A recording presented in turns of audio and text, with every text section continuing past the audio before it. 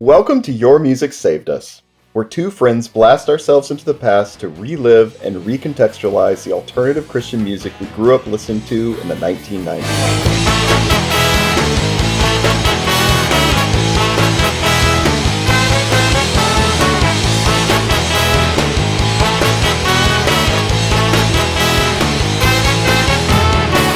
My name is Jay, and I'll be your host. And with me is a man who's stuck between 0 and 15, Clifton. Clifton, how you doing? Whatever that means. I'm doing good. How about you? I don't know what it means either, but we'll talk about it. So, yeah. I have ideas. Okay. So, Clifton, if people couldn't figure it out already, what are we listening to? Officially, we are listening to the music that plays in a 13-year-old's head when they find out that they got extra mozzarella sticks. Okay, I like that. That's good. It's an old meme, but it works. Yeah? I think. Okay. Yeah. We are listening to by far the best debut album that came out of Denver, Colorado from a ska band in 1996. Okay. Five Iron Frenzy's Upbeats and Beatdowns. Were there any debut albums from a ska band in Denver, Colorado in 1996? Not that I know of. Okay. So by default, I don't even have to research it. That's how sure I am. So where were you able to listen to this? Was this hard to find? Nah, it's everywhere. Spotify, Apple. Yeah. I don't think you could avoid Five Iron Frenzy if you tried. Also, something about mayonnaise. Okay. I didn't finish writing the joke. Another question. Was this played in youth group? Yeah, in my youth group it was, but not immediately. It took years, and definitely not like all the songs. Not like Old West or Third World Think Tank, right? Eventually, after a couple years, I think pretty much only Flowery Song from this was played in youth group, along with some other songs from the next album and the EP after that. I think like Dandelion got pretty good play and things like that. But it eventually did gain acceptance in the youth group. Yes. That's good to know. I think I would have lost my mind had it been played in our youth group. It definitely was not. I feel like maybe when I got into college, I don't know, but that seems like far enough removed that maybe they started playing it. Yeah. Then, but yeah, and you're right. A Flowery Song is kind of the single that would get played for sure. It's also kind of big safe. Praise and worship song too. Yeah, so it's true. Not going to offend anybody by saying that killing Indians is wrong. True. Well, before we jump in and talk about the band, I do want to remind everyone, please visit patreon.com/YMSU, or Your Music Saved Us, to contribute, to get extended episodes, to hear our very first episode ever, and some other stuff. Again, we're not doing this for money, but if we had a little bit, we could make Clifton's life easier because he wouldn't have to edit everything so much. Because that's how it sounds beautiful, folks. Clifton spends a lot of time on it, so... Yep. Mess it up. Feel free to contribute. Any little bit would be appreciated. So, well, Clifton, tell us a little bit about Five Iron Frenzy. Yeah, I think the story is pretty well known, honestly, and I don't want to spend a lot of time on it. But Five Iron Frenzy formed out of a metal band in Denver, Colorado. Basically, they formed Five Iron Frenzy as a side project and played one show opening up for themselves. So Five Iron Frenzy opened up for the metal band, which I forget the name of. And just based on the audience reaction from that one show, they were like, oh, people actually like this band. We'll shut the metal band down and play the band that people like, I guess, And then they got noticed later that year, traveling to Cornerstone 1995, playing some of like the unofficial stages there or whatnot. I don't know. They called it a stunt. Maybe they just set up in the middle of a parking lot and played. Who knows? I don't know. And then, so they got noticed. They went to talks with a bunch of labels, including, Flying Tart, Brainstorm Artists International, Tooth and Nail, and 5 Minute Walk. And then later that summer, or actually I should say the next summer in 1996, they released a 7-inch called It's Funny But Not Very Creative, with 3 songs off of this album. And around the release of around the time of that release, they also recorded this album, which they originally released in November 1996, but got a wider release after they signed with 5 Minute Walk, April 1997. So the members at this time are... And I'm doing this a little bit based on our last one because I couldn't find their exact ages for this, but we know it's 2 years before that other album that we covered. Quantity is Job 1. So Reese is on vocals. He is 23 years old. Keith is on bass. He's 24 years old. Dennis is on trombone. He's 26. Andy on drums is 22. Scott on guitar and backing vocals is 20. Micah on guitar is 20. Jeff or Lenore, Jeff the girl, on sax is 19. And Brad is on trumpet. He is also 19. So they're pretty young at this point. The band actually dedicated themselves to playing half Christian and half secular venues. And as far as I'm concerned, I don't know about you, but I think it's one of the handful of bands that we've talked about in this podcast that could actually do that just based on how good their music actually was. So in that vein, they actually later went on to perform on the Ska Against Racism tour in 1998. And their first tour in 1997 was called the Rock Your Socks Off Tour, the Altered and Echoing Green. And they basically encouraged fans to like bring socks to be donated, like new socks, obviously, to be donated to I don't know what they donated to them to. I don't know. Homeless? I don't know. It's a good question, right? I couldn't find the answer to that. The Altered and Echoing Green, like, very weird. Yeah, like this is back in that day where it was just like, oh, a Christian label, we have these bands tour together where like they don't fit at all. Like that's okay. Wow. Yep. Yeah, everyone likes it because the world is small in the Christian alternative music industry. Yeah, interesting. I didn't really realize till you were telling me that they had a 7-inch out. Me either. It was a surprise to me when I was researching this. Yeah, before this album. But the 3 songs that are on it, and we'll talk about it when we get to them. But that makes more sense to me. As I was listening to this album, I thought, oh, I bet this song was recorded earlier, and now that it's a 7-inch. Okay, I get it. Yeah. But let's talk about memories for the album. Clifton, when did this come into your life? What's kind of your first memory of this? When this came out in November of 1996, I was 15, about to turn 16. So I was getting rides at the time to and from school with the guy who lived down the street from me. I think he was the son of like the business manager at my church or something. But I kind of knew him. You know, we were kind of, acquaintances, friends type thing from church. And I also remember very awkwardly that I had a huge crush on this girl that was also getting a ride with him. And like the two of us would sit in the back seat and then someone else would sit in the front seat with him. And I remember sitting in the back seat next to this girl I had a crush on, and this kind of weird and goofy ska music started playing, and it wasn't the Supertones, so I thought, maybe it's a secular band, and I very excitedly asked the guy driving us what it was, and he informed me that it was a new Christian band. I don't remember the name of it because it was super weird, but I remember being embarrassed because I was so very excited about hearing this music and my reaction to it in front of my crush, who obviously found it a bit silly. And I have no clue how this guy got his hands on it because it wasn't in the music store in town yet. So I heard it there, but I didn't get my hands on it until later in April when it came out on 5 Minute Walk. So that is my first experience with it. Yeah, I'm thinking back. I don't remember mine. I do remember this. They seemed like a band that had a lot of hype before this album came out. Yeah. Probably because they played at Cornerstone, both summer of 95 and 96. And I don't know if it was written about in HM or some other magazine I was looking at, but I'd heard their name before I heard the album. So in the small Christian scene at the time, it seemed kind of hyped up, Interesting. Yeah, I don't remember my first time hearing it or anything like that. I just remember like a lot of anticipation coming into it. In the Christian world of ska, of things being hyped up, I definitely remember the Insiders being hyped up way more than Five Iron Frenzy.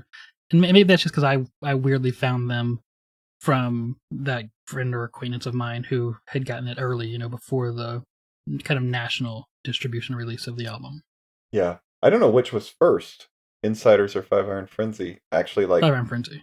Okay. Yeah, this was first, yeah. Okay. How'd you feel about it at the time? I mean, you... Yeah. Gave us a preview, but yeah, okay. Yeah. Yeah, I absolutely loved it. As I mentioned, kind of in this point in our sheltered Christian world, the only ska that we had was the Supertones. And they were fine. They were good. I enjoyed that. But Five Iron Frenzy was just like, it was different, right? It was punk rock. It was fast. And, just like packed full of words and goofiness and killer hooks. And honestly, I don't think that I could have put it in like these kind of words at the time, but like it was just a huge step up in quality of music for us, Not just in ska, but I think in general, in the Christian, music industry, I think that this was a big step up in quality of this kind of alternative kind of music. That this is just, it is well written, it is well performed. It's a lot of energy, I think this is one of the better albums that came out in the 90s. Yeah, we did that Supertones album, and I liked it. I mean, I wasn't super negative on it, but Yeah. And I think it's good for what it is. But this has a lot more going on. Yes. You're right. Like this is a much experimental is not the right word, but they're more innovative band. Doing a lot more things. Supertones, like every song, is pretty similar structure. Mm-hmm. Yeah. You can't say that for Five Iron Frenzy. No, I think that we see their most immature songwriting on this, and it's still way ahead of Supertones. And we'll see them grow on future albums, significantly. And I just think, but, the horns alone, it's hard to... When ska came around, it was very weird because there's a history of, like, people playing guitar and bass and drums and writing songs, right? And that's a thing that has happened for decades at that point, and rock bands. And then when ska came along, I can tell you that I was in a band, and we tried to do some ska songs, and we, invited really good horn players over to our practices and tried to work out some horn parts with them, and they couldn't do it. Like, it was just like, they could read music, they could play, but, like, if you didn't have written music down in front of them, they couldn't do it. Even if you, like, worked out kind of a tune with them, they couldn't reproduce it. Like, I don't know. It was just very weird. And so to see this band come along and for their horn section to be so impressive, not just mirroring what the vocals are doing, not just everyone playing the same thing at the same time. There are 3 horns here. And for a good part of the album, they're doing different things. They're providing harmonies for each other. They're offsetting each other. They're upbeating each other. Like, some of them are on the upbeats and some are on the downbeats. It's really impressive, for a band that kind of just came together that quickly, I think, and especially in this time that I don't know. For me, I can say from my experience, it was very hard to do that kind of thing, and these guys pulled it off in spades. I was in band in high school, and I played French horn, which is never in a ska band. But just experiencing ska music, I think, gave us, all the people in band, like, hope that, like, oh, there's a chance for us too. I don't play guitar, but maybe I could play something in the ska band. I don't know. It just seemed like it opened a new world for all the high school band people. If you're not afraid to step away from the sheet music. True. Yeah. That's what it comes down to. Okay, so let's talk about expectations before listening to this again. Had you listened to this really at all since that time period? Probably, some, but not much. Right. I'm not constantly by any means, not like, not like the Julies or some other things like that. But we had already re-listened to Quantity is Job 1, which is 2 releases after this. So I'd already kind of been reacquainted with how good of songwriters these guys were. So I guess I was expecting, something a little less skilled than that as songwriters, but still fun. And honestly, this is more punk. I think I was not expecting it to be as punk as it was. So this is a lot more punk. Obviously, by that 3rd release, Quantity is Job 1, they actually got more punk again after that. But that release is not very punk. And this one has a lot of punk influence to it. I think I went through a phase where it was like, ska was super cool when this came out, and then ska was, like, not cool at all. Like, a few years later. Because we had to be broody emo kids. Yeah. Right, yeah, exactly. And I don't think I've really picked this up, aside from maybe hearing some song here or there, like, through something else, until we did this episode. Interesting. Any ska, or just this? Well, no, some ska, but just this, I was like, meh, and in my head, I thought, like, I always associate Five Iron Frenzy with being really goofy, and they are. They are. But I'll be honest, I was really surprised by this album. Like, I really liked it, actually. Yeah. Like, this is one of the few times that I've, like, actually listened to this more than I probably needed to. In fact, this may be the first episode we recorded that I was this surprised by how much I liked something. In fact, I'll just go on the record and say, out of all the ones we've done so far, this was maybe the most surprising. Interesting. I liked it a lot more than I thought I would.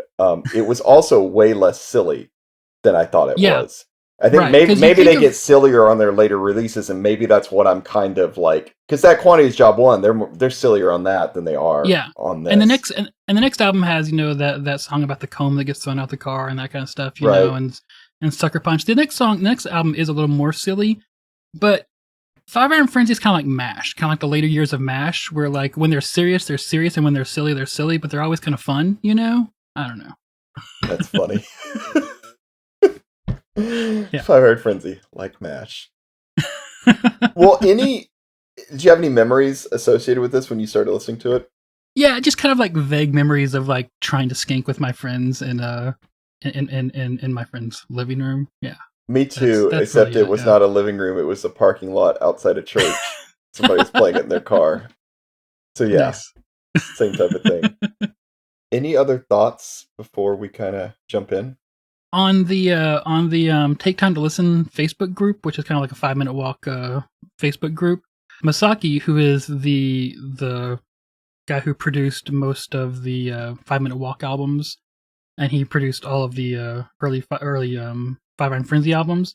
He actually did a write up on what it was like to record with Five Iron Frenzy, and I kind of want to read some of it because it's very interesting. I hate just to like read to the audience, but I want to read it here because it's great.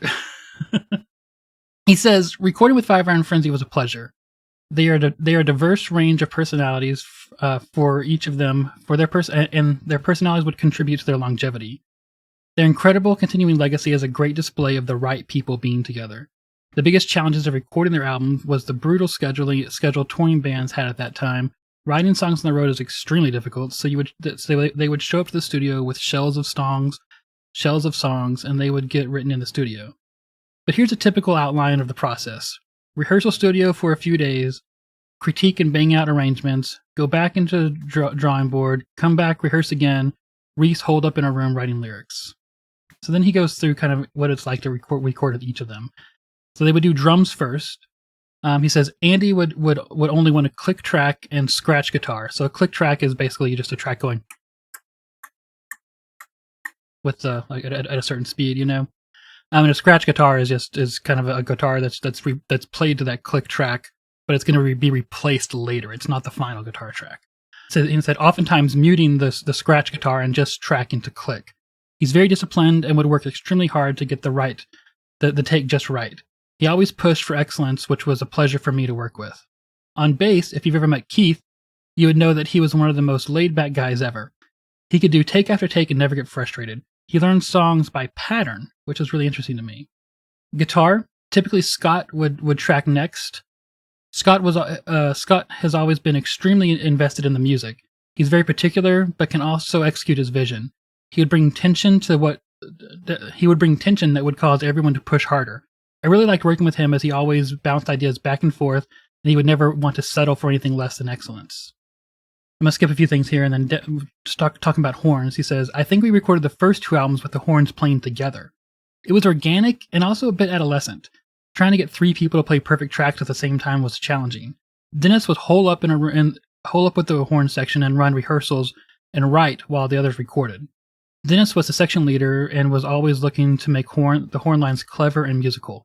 Their parts were better than their contemporaries. I hesitate to type that, but it's true. And then on vocals, Reese is a beast. We could easily spend 6 hours working on a lead vocal. He would be singing full voice, pushing hard the whole time. I've never pushed any singer that hard. He would be writing lyrics at night, and we would track during the day. He would do shots of Tabasco to roughen up his voice and eat potato chips to coat his voice. We had a studio loogie bowl where he would spit phlegm into instead of walking to the bathroom.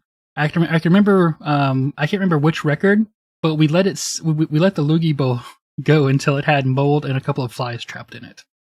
So that is a recording of a Five Iron Frenzy album. And I think I want to do it there because I think we're going to see some of that stuff as we go through the album here. Well, let's jump into it. Let's talk about song number 1, The Old West. This album kind of has the perfect start for what it is. It's simple punk rock guitars go through a measure to someone screams a high-pitched woohoo and with drum beats under it and right into horns. We talked about it a little bit on Quantity is Job on the Quantity is Job 1 episode, but for this album it's even more true. Five Iron Frenzy, plays a very energetic and sometimes goofy mix of punk and ska. They also have a tendency to mix in quite a bit of social justice themes in their lyrics, and as in this song, being goofy and talking about social justice they're not mutually exclusive, right? I want to talk about the lyrics later, though. First, I want to talk about the music here. A lot of songs in this album, being less mature songwriters than we found them on Quantity is Job 1, are going to introduce the main kind of musical themes / hooks, of each song in the intro for the song. And of course, this one does just that. Like I said, the horns come in after that woohoo, strong with a simple but catchy line.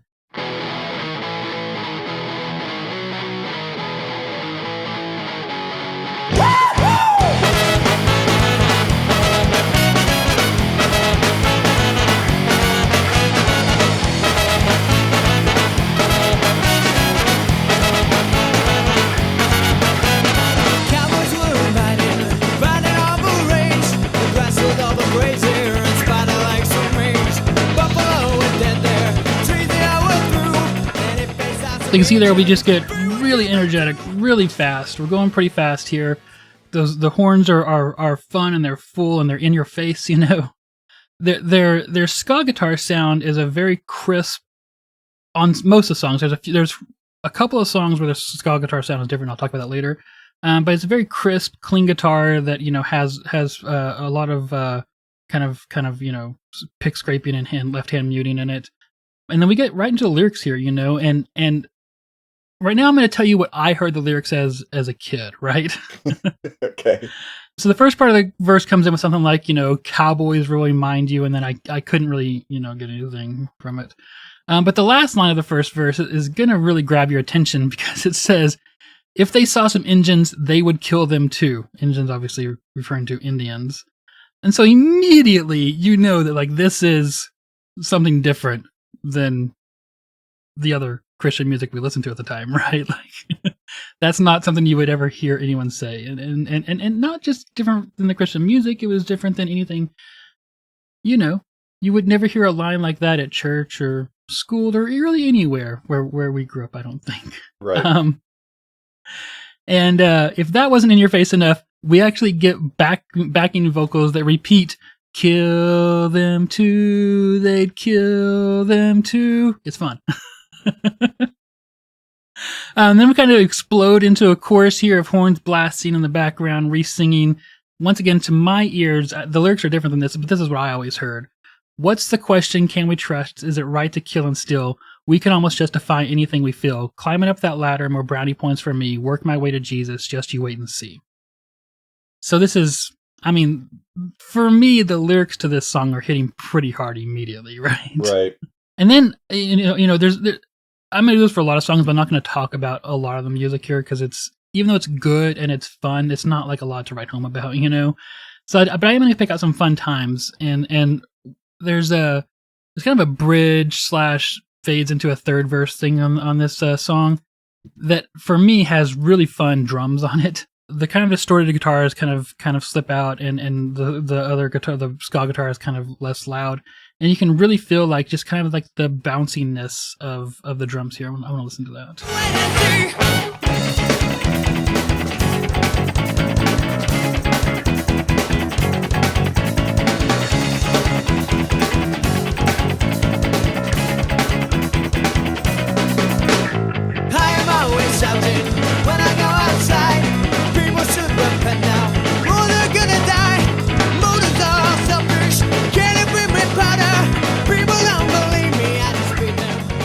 I don't know, he's got like a double or triple tap on the snare there. That's you can just feel how loose he's being with the drumsticks to let that thing bounce onto the snare, right?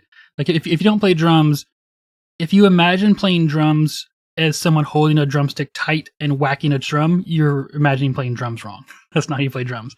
You play drums by holding the drumstick fairly loose and letting the gravity and or the bounce of the drum do most of the work for you. And you can really hear that here, where it's kind of like a little bit of controlled chaos here in this drumming. So, we get that. We get 3 verses, 3 choruses, kind of a short bridge, and the song is over. And yeah, but it's a fast, fun intro song. Yeah, I love the way it starts the album off. I remember it was always kind of one of my favorite songs, although I don't think I fully Hmm. appreciated the lyrics Right. back then. Because that, I'll just go ahead and say that's one thing coming back to this now, digging into the lyrics, I was like, oh, there's a Hmm. lot more here than like as a 16-year-old I appreciated for Yeah, sure. I agree. And maybe I've listened to this more over the years than I thought because I wasn't that surprised by them. But I remember them being a little bit shocking, back as a 15, 16-year old, But same as you, as much shocking as they were, I definitely didn't even fully appreciate what I appreciate out of them now, right? Yeah. Yeah, so I'm going to read the lyrics to you here real fast. Cowboys were riding on the range. The grass was overgrazed there and spotted like some mange. The buffalo were dead there, the trees they were all through, and if they saw some Injuns, they would kill them too. Into the chorus. West or bust, in God we trust. Let's rape, let's kill, let's steal. We can almost justify anything we feel. I'm climbing up that ladder, more brownie points for me. I'll work my way to Jesus, just you wait and see. Verse 2. Said one cowboy to another, I think it would be nice if we could take these Injuns and convert them all to Christ. See, they are disgusting and bring me great pain, and if they don't believe me, we'll put a bullet in their brains. Verse 3. I am always shouting when I go outside how people should repent now or they're gonna die. My motives are all selfish. I'm a cannon brimmed with powder. If people don't believe me, I'll just beat them and yell louder. There's a lot there actually. I just as Yeah, you were going over it, I was like thinking even about the first verse. Like there's yeah, stuff yeah, wow. yeah. I mean, the first verse, we get, cowboys right on the range. The grass was overgrazed there, and spotted like some mange. The buffalo were dead there. So I think this has a lot to do with obviously, especially when trains came along and white men just literally went and just killed buffalo everywhere, and not to eat them or to use them. They just killed them like sport. They would literally like just shoot them from the trains and leave their bodies there, Yeah. which of course was, buffalo almost went extinct because of this in North America, and it obviously took the primary protein source away from Indians or Native Americans who were living on the land still. The trees were through. Especially when the railroads came through once again, there was a lot of pressure to cut down forested area and to replant it with just let it be a grassland because we were obviously raising a lot of cattle in these days, and we let the cattle overrun the land rather than keep their numbers in control. And then of course we get to if we saw some Indians, they would kill them too, which goes into the course there. I don't know. Any thoughts? I mean, the first verse even I think there's even some like environmental like Mm-hmm. touches on that with the buffalo and just the grass being overgrazed and Yeah. um I mean, I don't know. Overall, when I think about the whole lyrics for this song, I'm like, wow, there's like a lot of different topics in this, and I Yeah. really like the points they're making. In fact, one of the main thoughts I've had about this whole album, I was like, man, if we had had a lot more like Five Iron Frenzy in these lyrics and a Mm-hmm. lot less of some of the other garbage that was like being pushed, and I mean even just like theologically, belief Right. system wise, I think we'd be in a much better place in Mm-hmm. 2022. Me Clearly, too. people were not actually like taking these lyrics to heart too much. Not that Five Iron Frenzy fans weren't, but just overall, I guess what I'm trying to say is this was not affecting the evangelical culture as much as I wish it had. Right. Because, yeah. I'm curious how you know even though I was raised very conservative, I've always had a streak in me of, let's call it, empathy that led me away from kind of the more heartless conservative ideologies.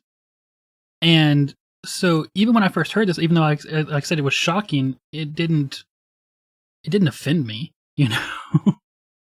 So I am curious how this hit people who are even kids, and especially as they grew up, who stuck with some of those more conservative ideas, like, you know, who are literally like anti-environmentalism just because they can be. Like I wonder how, if they just completely stop listening to Fire and Frenzy.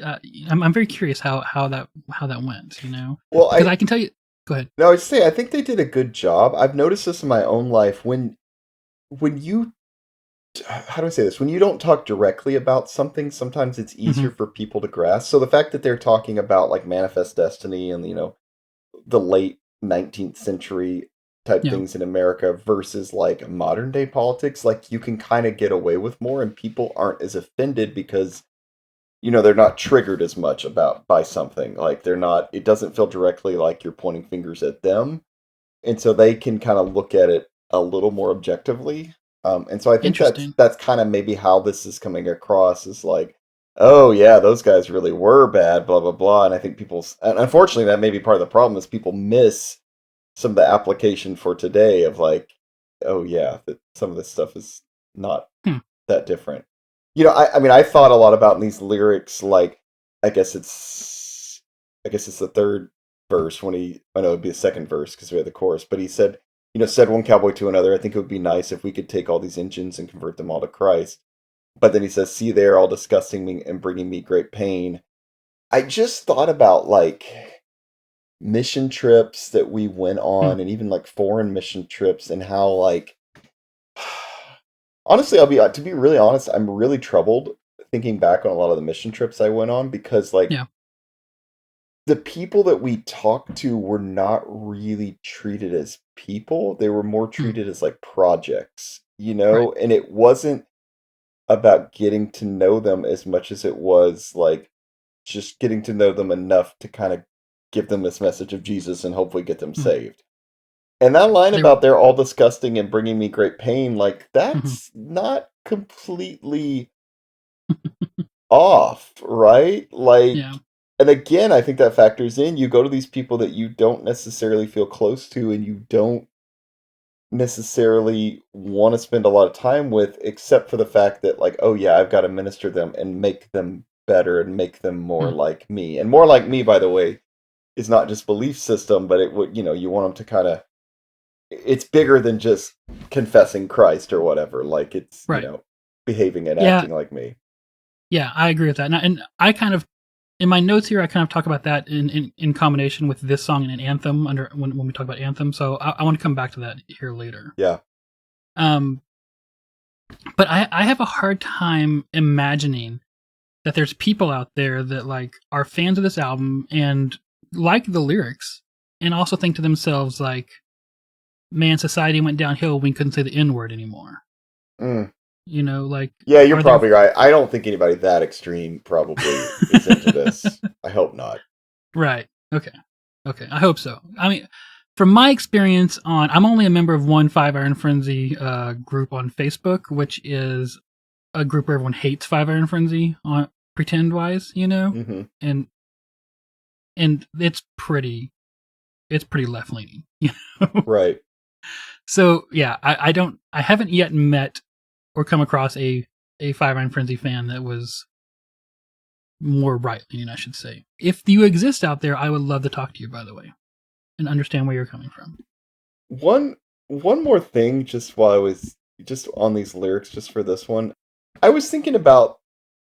So there's kind of a contrast in these lyrics, right? Like the idea of like you want to save these people, but also you don't mind killing them Hmm. because they're disgusting and bring you great pain. Hmm. And I'll be honest, I'm not really in the church now, so I don't maybe have firsthand experience. But just what I see from the outside culture, I feel like I see less of the like evangelism and the drive to like Hmm. save the lost that I saw in the 90s, and more Right. just like culture war now. And like the Right. other side is really bad. And not because I want to go save them, just like they're bad and evil. Hmm. Um, and we know what's right. I don't Yeah. know. Maybe I'm off, and I'm sure it's still happening some, but it seems less about like bringing people around to your side and more just like, nope, they're bad, they're evil, and just kind Right. of drawing a line. Yeah. I mean, because that's like if you look at Fox News, that's You know, I mean, they are not afraid to say anyone who disagrees with us is evil. Yeah, and that, like, so as much as I just talked about how, like, I have a real problem with some of the evangelism and how you weren't talking to people because you actually wanted to get to know them, using it as a Yeah, project. However, you it were was better still, than this. yes, you were still talking to them. Where Yes. now I feel like we've just drawn up walls and there is no Yeah. interaction whatsoever. And that, I don't know. I just kind of was thinking about that. I was listening to this song. I was like, man, some stuff's changed since the hmm 90s. And you know, related to that thought, I think strongly for me is I was kind of when I was listening to the album, I kept thinking to myself, you know, when I was a kid in church and the pastor would bring up things like societal sins, you know, I always felt like it was saying like, "Oh, we're part of this, and we also need to do better," right? Yeah. Whereas I feel like now, or I'm not even talking about now. I'll just say towards the time when I left church, you know, which was in the early 2000s, it had definitely changed from we're part of this and we need to do better also to because those people are evil, you know. Not you know, it wasn't like we need to do better and we'll raise society by us doing better. It was aren't we persecuted because other people are evil?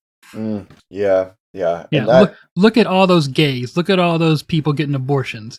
They're evil and they're bringing us down because God won't bless us as much as we deserve to be blessed because they exist in the same society as us. So maybe we should wipe them out from our society. Okay, sorry. no, but, and that's the thing is I don't feel like anybody says that direct. Well, most don't say that directly, but that's kind of where that leads you though, right? Yeah. And hmm that's what gets so scary with the direction things seem to be heading in some Yeah, ways, you know? yeah, yeah. Do you think when like on that thread in Facebook the other day that I sent you, do you think that this is the tone that people don't like us talking about? Maybe. But here's the thing. I think we're both coming off really positive on this album. It's just, and this is not even It's a really great album. critiquing Five Iron. We're just kind of like, you know, thinking through a few things. So, Yeah, yeah, I agree. All right. So in the actual lyric book here, Five Iron actually has a little explanation for this song, which is the only time on this album they do this. They say, up until the middle 20th century, many Americans believed in the idea known as manifest destiny. It held that all of North America, from sea to shining sea, was rightfully the property of the U.S. and was given to us by God. Native Americans were unscrupulously thrown off their homelands and slaughtered in the name of Jesus. Horror stories of entire tribes being led through rivers while being baptized just to be shot and scalped on the other side rival those of the Spanish Inquisition. Today, I see street corner preachers screaming at passerbys, while the amount of neo-Nazi hate crimes are escalating every day. All of this under a blanket name of Christianity. Read your Bible. Jesus never beat people or insulted them into believing in him. He spoke the truth and set an example by loving every man.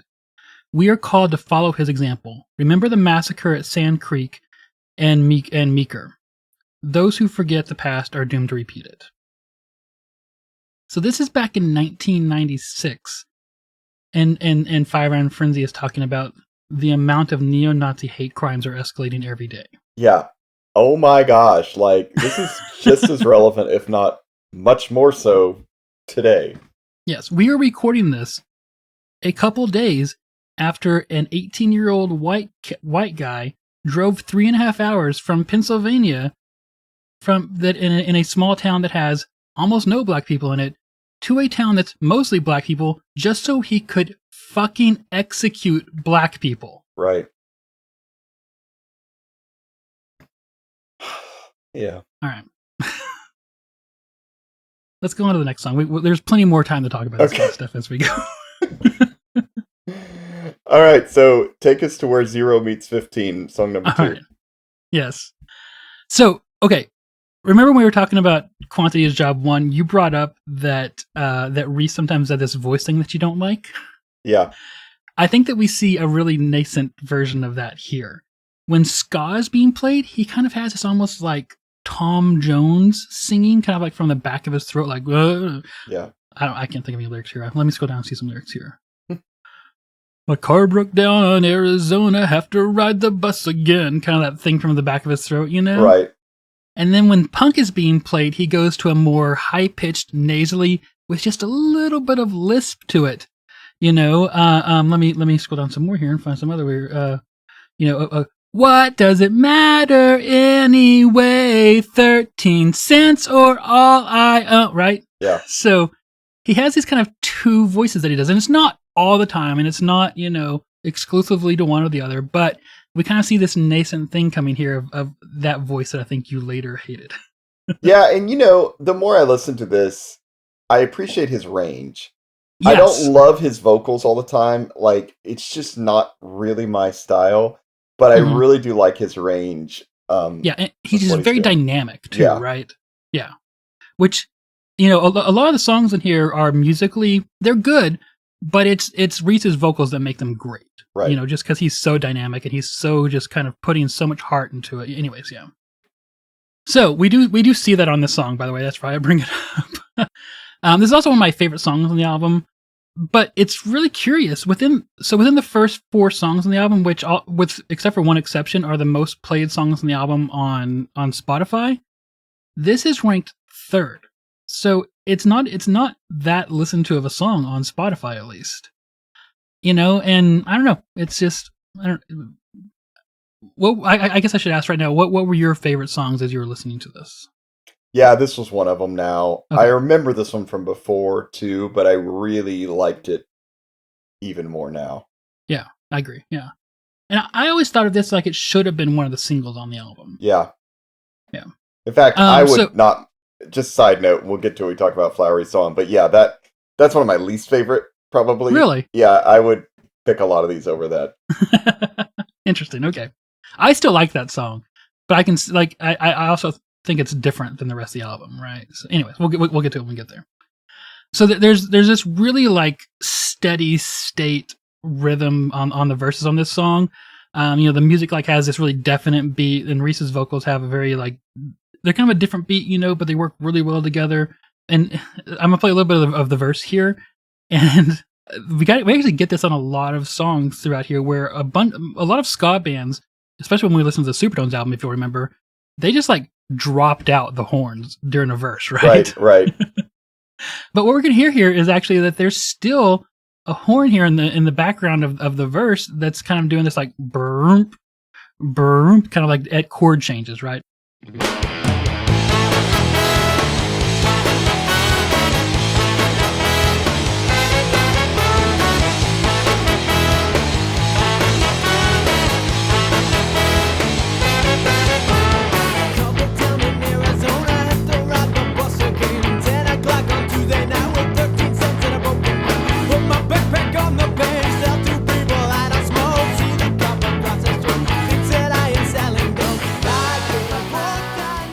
Maybe it's a guitar. I don't know. At that time I was very, very... Anyways, it is horns at some of the points in the album. Good note. I had not even noticed that till you pointed it out, so yeah. Good job. So then we get into this kind of pre-chorus thing at the end of that verse before going into another verse. But listen to this, and I want don't read ahead on my notes, okay?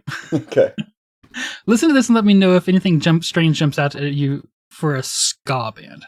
A ska band.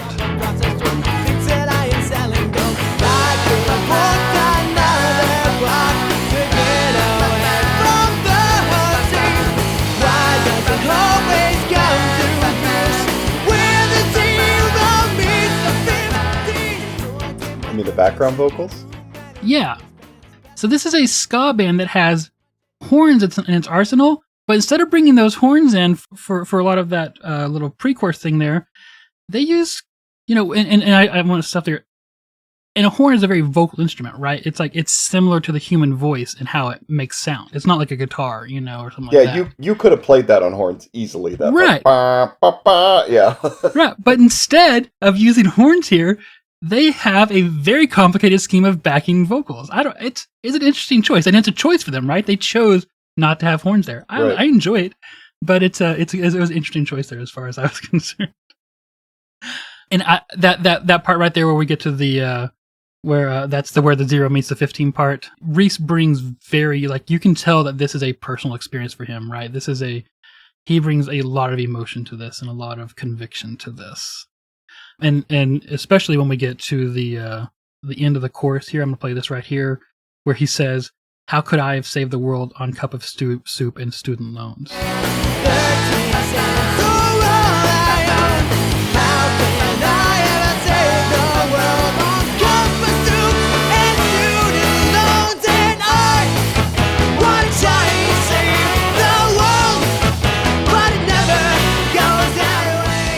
We get pretty rocking there. I don't know. It's a very emotional, very evocative song right there, where you can tell this is coming from his heart. So the chorus kind of builds into this like great crescendo of really, kind of desperate energy coming from Reese here, because he wants to save the world, but he can't, right? With him screaming, "I want to try and save the world, but it never goes that way. I don't know what to do down at Colfax and Broadway." And we get to the next verse, and his vocals kind of go to this weird mumble thing, and there's a bridge, kind of slowly builds, that I honestly didn't remember until I listened to it again. So it's not very memorable, I don't think. But it really does serve to bring a lot of energy to the song. But I want to go to a point here, kind of towards the end of the song, where, remember in the discussion before about recording. You know what? I didn't read that part. I got to go back and read that part. So let me read the part about Micah's guitars, because I didn't read that. I'm sorry about this. Guitar 2. Micah is special. If you ever met Micah and you didn't like him, there's something wrong with you. Michael is universally loved. He was extremely laid back in the studio, but would execute his parts well. We were always working towards metal tones with Micah, which was really fun and included Marshalls, Mesa Boogies, and Bogners. These are amps. He's a metalhead at heart. Sorry, I should have included that before. So, I want to go to this point here, towards the end of the song, where you can really hear that metal influence coming on here on Micah's guitar.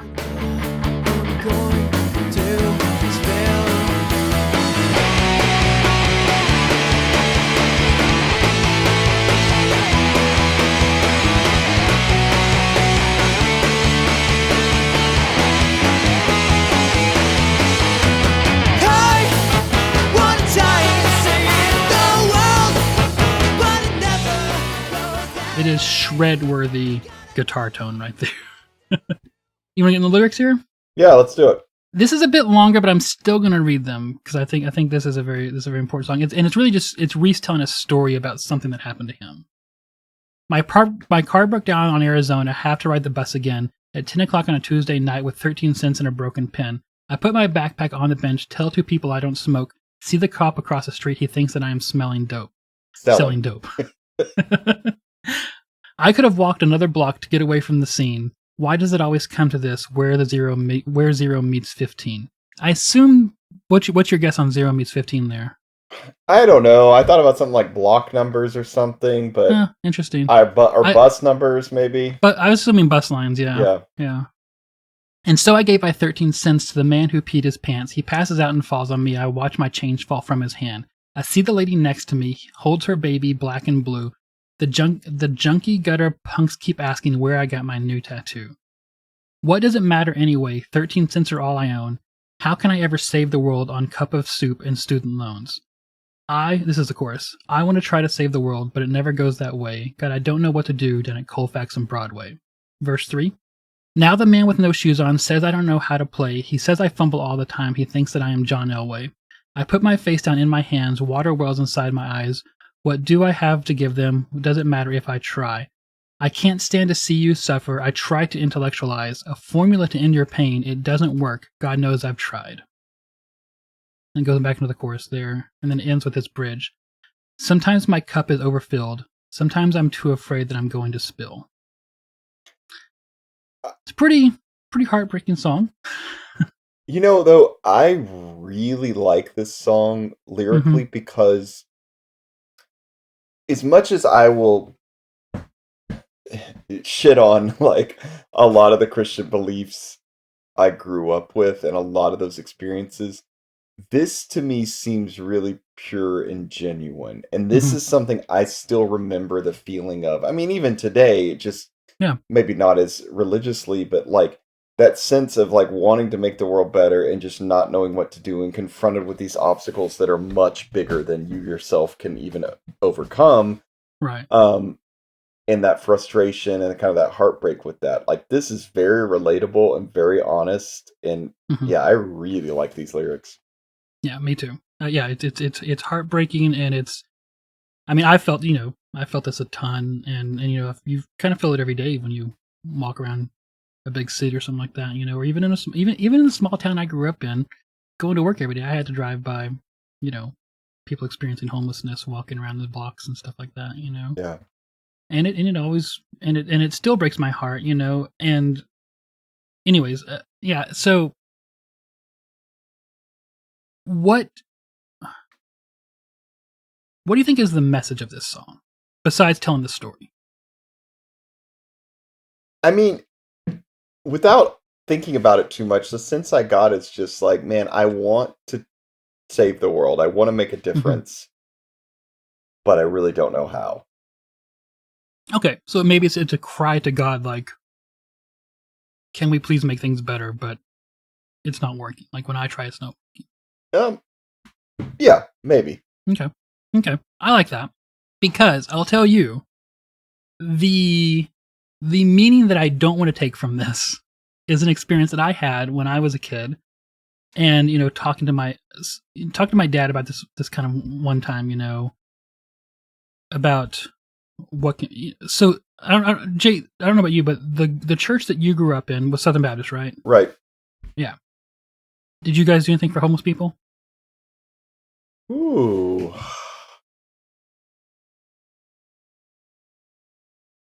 Man, not that I want to say there was probably something at some point, but not that I Hmm. directly remember. Yeah. Yeah. So not only did we not directly do stuff for the homeless people in the church I grew up with. So the church I grew up in was in downtown in my hometown, where a lot of homeless people lived. And not only did we not try to help them, the pastor had a rule that the doors to the church had to remain locked at all times, so the homeless people couldn't get in Oh, wow. Wow. because because sometimes they tried to get water out of the water fountains. Oh, wow. Okay. Oh, jeez. Yeah, Phew. yeah. And so one time there was I think I've talked about it before on the podcast. There was a time where my church tried to was going to build a new sanctuary, and our pastor, who is Robert Jeffress, who you see if anyone watches Fox News or CNN or something like that, you see him all the time. He's on there. He's the really conservative pastor who you want to punch in the nose. We need to do a And Patreon or something on him at some point. Anyway. yes, we should. So, and he promised everyone, like, hey, we're going to do a fundraising drive. If we don't raise the money for this new sanctuary, which was like $15 to $16 million worth of work, we're not going to do it. Okay. So we had a fundraising drive, and we only raised like $3 or $4 million. And besides the fact that he said we weren't going to go forward with it if we didn't raise enough money, he decided we were going to go forward with it. But not only did he say that, he also started doing a sermon series on what's the Old Testament book after Lamentations about when they went to rebuild the wall in Jerusalem. Anyway, Yeah. on that book, whatever it was, Jeremiah, Lamentations, that area right there, right? um, so I started doing a sermon series on that. That basically the message of was, if you're against this building project, you're against God.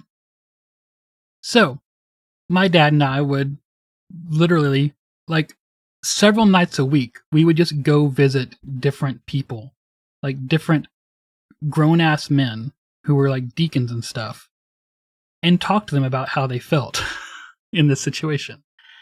And literally, these grown ass men who owned businesses and stuff would cry because they didn't want to hate God. All because somebody wanted to get this expensive Right. sanctuary built. Yep. Jeez. Right. So, anyways, during that period, my dad and I did a lot of talking, obviously. And I remember very specifically one of the conversations was talking about homeless people and that we should do more for them. And my dad's response to that was, God said poor people will always be with us, Oh, man. as if we're just not supposed to try. Yeah. Which is today, fast forwarding here, which is one of the reasons I cannot stand these kind of superstitious beliefs because they're so often used as an excuse just to stop. Yeah. Stop trying, stop asking questions, you know. It's not that that society is set up so that, people and families absorb money to them like gravity, with those who have more money and more power drawing more money and more power to them consistently. It's certainly not that. It's just, God said that poor people will always be with us. And we can just close our eyes and sleep well at night, knowing that we're not one of them. Mm. Yeah, that's what you should not take from the song, is right. Not just... Yeah, I love the honesty of like saying, I don't know what to do. Right. But you should still try. That should not be the ending place. Right. Exactly. I don't know what to do should not be an excuse to stop. Yeah. Yeah. All right. Should we move on? Yes. Number 3, Cool Enough for You. This one's a little bit slower to start off. It is. It is. By the way, I put in my notes here the key that every song is in and the beats per minute that every song is for every song.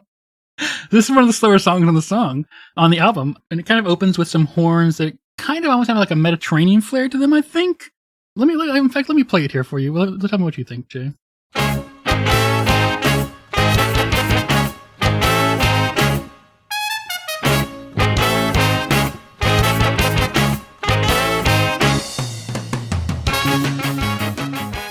Mediterranean? A little Spanish there? Yeah, something like that, yeah. Like kind of mariachi kind of thing, yeah?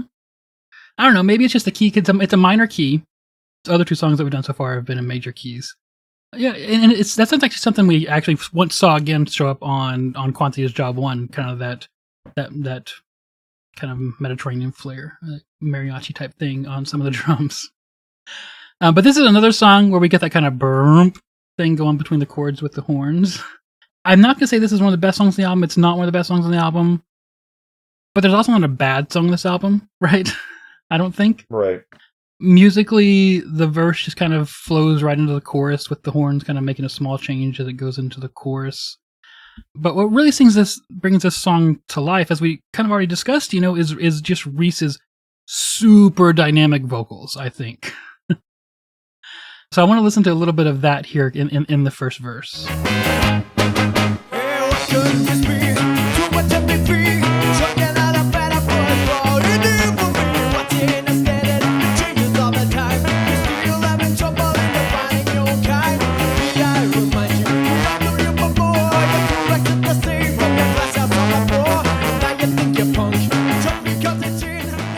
So you heard there kind of the boom, horn. You're right. That was definitely like trombone there, I'm pretty sure. Yeah, that was definitely trombone. Doing the slide there, yes. And you kind of also get Reese's vocals there kind of going back and forth really quickly between that kind of more back of the throat singing to the more nasally singing, right? And everything in between, honestly. So, but it's just, I don't know, it's Reese's really dynamic vocals that bring a lot of this album to life, I think. The music, Reese's vocals stay great throughout, but we're going to see a lot of, when we do the next album at some point in the future, we'll see a lot of growth musically, so that it's not just Reese's vocals kind of keeping these songs alive. But on this album, thankfully we have Reese here kind of keeping just these songs moving and fun and exciting. But anyways, so this song around 2/3 of the way through it just sounds like it ends, which is kind of believable because we've had some really, really short songs so far. And then we kind of get this like build up again with these kind of like these horns, and they kind of go into once again kind of this like roaring kind of almost hardcore guitar that has to be coming from Mike again here. So I'm gonna play that a little bit.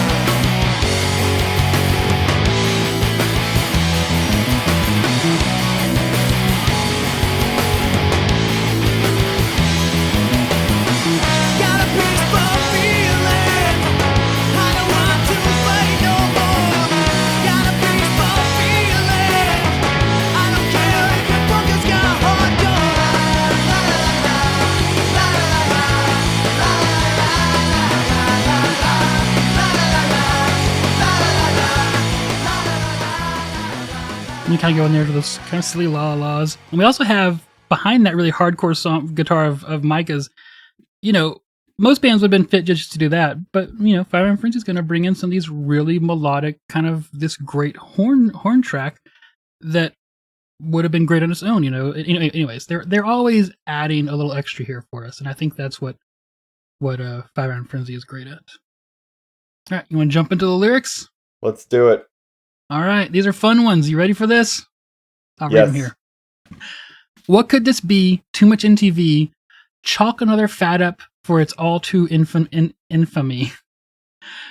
What's in a standard if it changes all the time?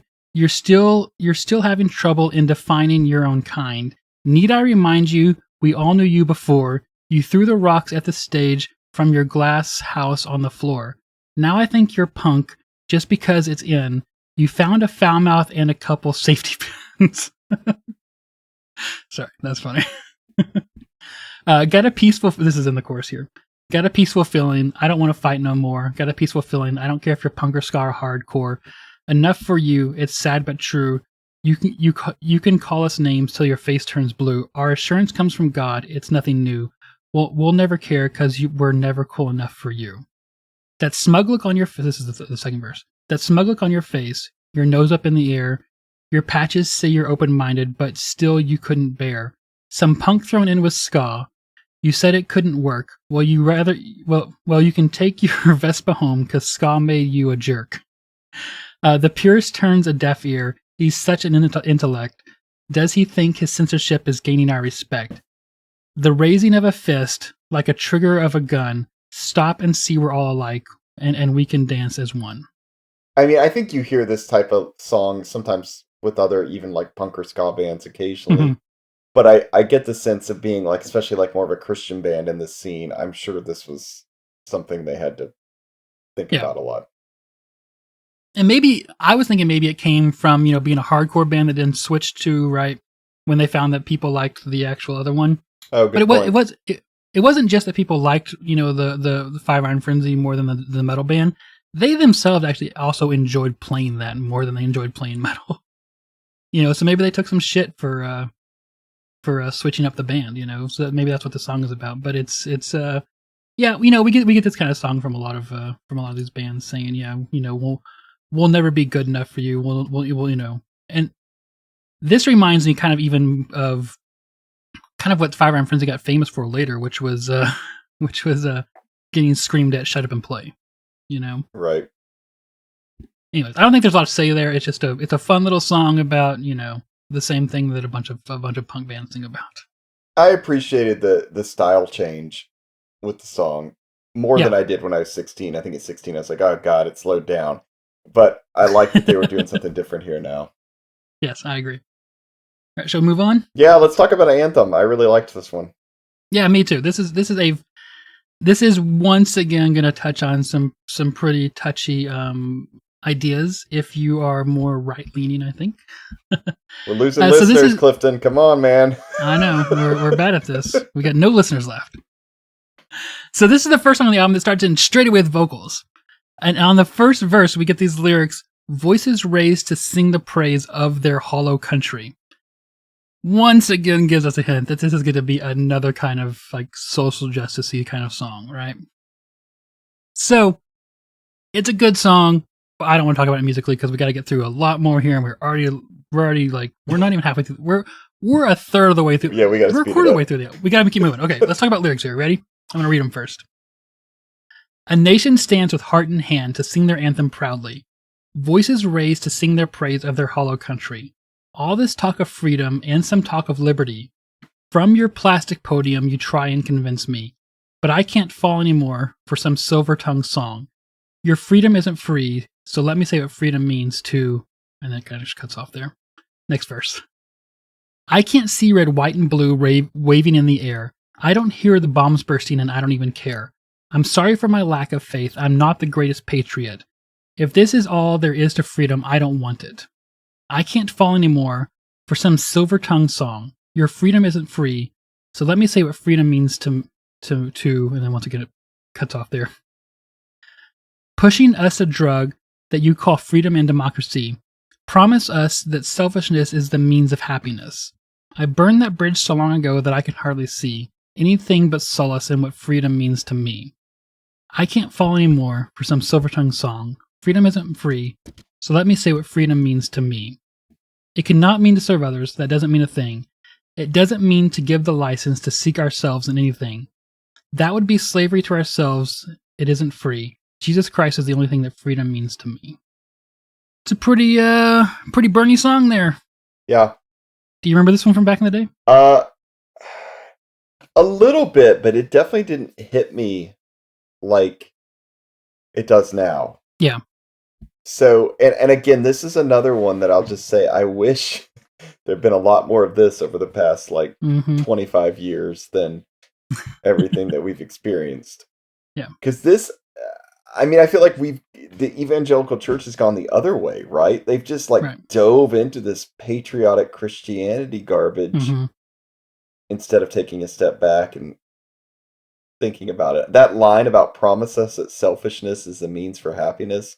Woo! How many libertarians and so many people are like, yeah, that's just the way it is, you just people are selfish and that's what capitalism does and blah blah blah blah, it just, I mean, that's the big, Reagan revolution type thing there, that basically the election of Reagan said to the United States, we could talk about what's wrong and we could try to fix it, or we could just ignore everything and say everything's all right and pretend like everything's all right, and we'll just do things for ourselves.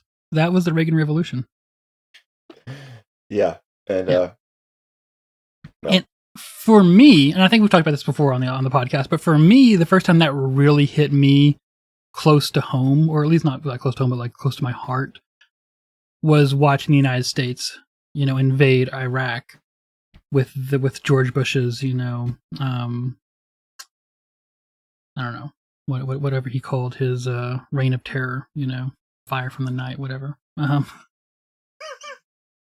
Whether we bombed the shit out of Iraq. I don't think it was called either of those, but yes, no, it wasn't. Operation Iraqi Freedom, Clifton? That's what the operation was called, but like the initial 3 or 4 days was called, Yeah, I don't know. Shock and awe. awe. Shock and awe. That's it. Yes, thank you. Shock and awe. Can you imagine how many bombs we have? So many bombs, and we're gonna dump them all on you, poor people who have been living under a dictator for the last 30 years, who we financed. Yeah, I know. That's the thing. People, I mean, let's talk about like Putin in Ukraine right now, right? People forget about just the regular everyday Russians that have nothing to do with this and don't want anything to do with it, that are suffering under the sanctions and everything else because one asshole decided to invade another country. Yeah. I know. But yeah, so I think, like I said, my first real experience with that was heartbreaking. But the first time I saw the conservative right-leaning people turn this into a weapon was the "I support the troops." You remember "I support the troops"? Mm-hmm. "I support the troops" means we can't question anything. Shut up. Yeah. We can't question the war because that doesn't support the troops. I don't know how that makes sense, but yeah, and I hadn't thought about it till you mentioned, but "I support the troops" is pretty reactionary. That phrase doesn't exist if it presupposes people are not. Right. And why are they not?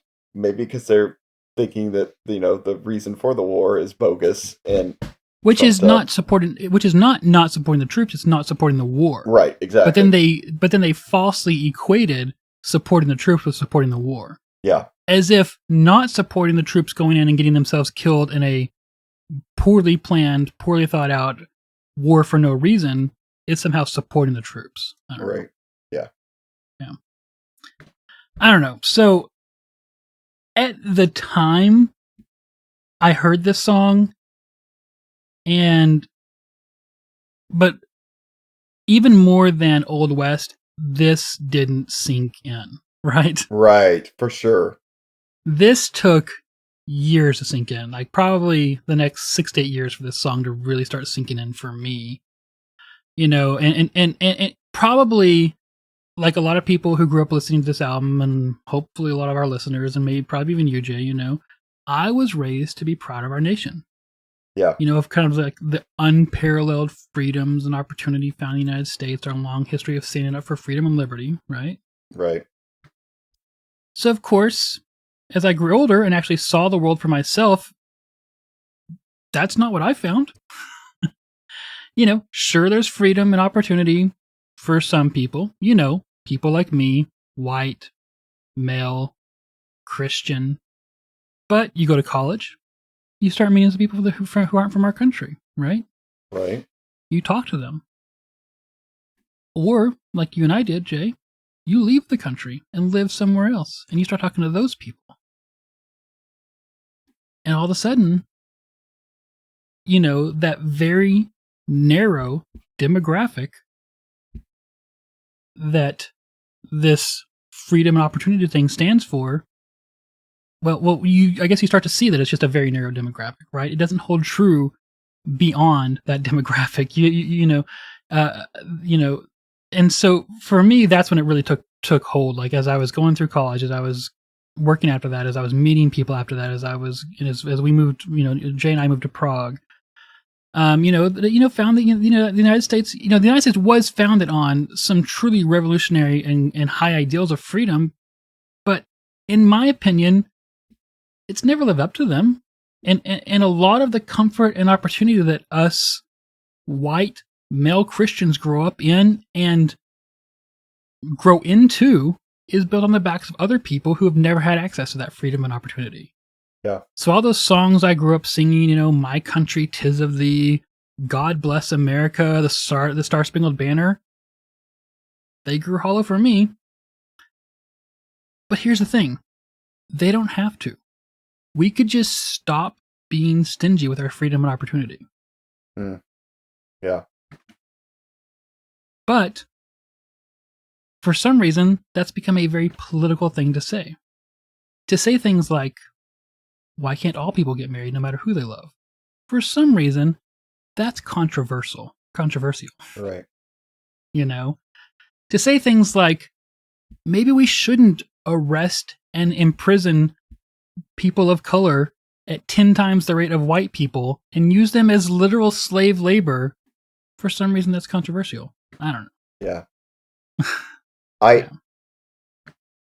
I couldn't help but think when I read the first few lines of the song, and just real quick, a nation stands with heart in hand to sing their anthem proudly, voices raised to sing their praise of their hollow country. And he says all this talk of freedom and some talk of liberty from your plastic podium, you try and convince me, and he says, I can't fall anymore for some silver-tongued song. I couldn't help but think about Colin Kaepernick and how people lost their goddamn minds when he kneeled, during the national anthem. Right. If you grew up without that freedom and opportunity, why should you stand for that goddamn song? Right. And also, it's just a song. Right. It's not that's all. We could probably spend 20 minutes talking about how creepy the fucking Pledge of Allegiance is. Right. But let's not do that. And it's just, I don't it's just a song. And when you're kneeling to send a message, it's because you want things to be better. Yeah. I don't know. It's just, anyway, it's just incredible.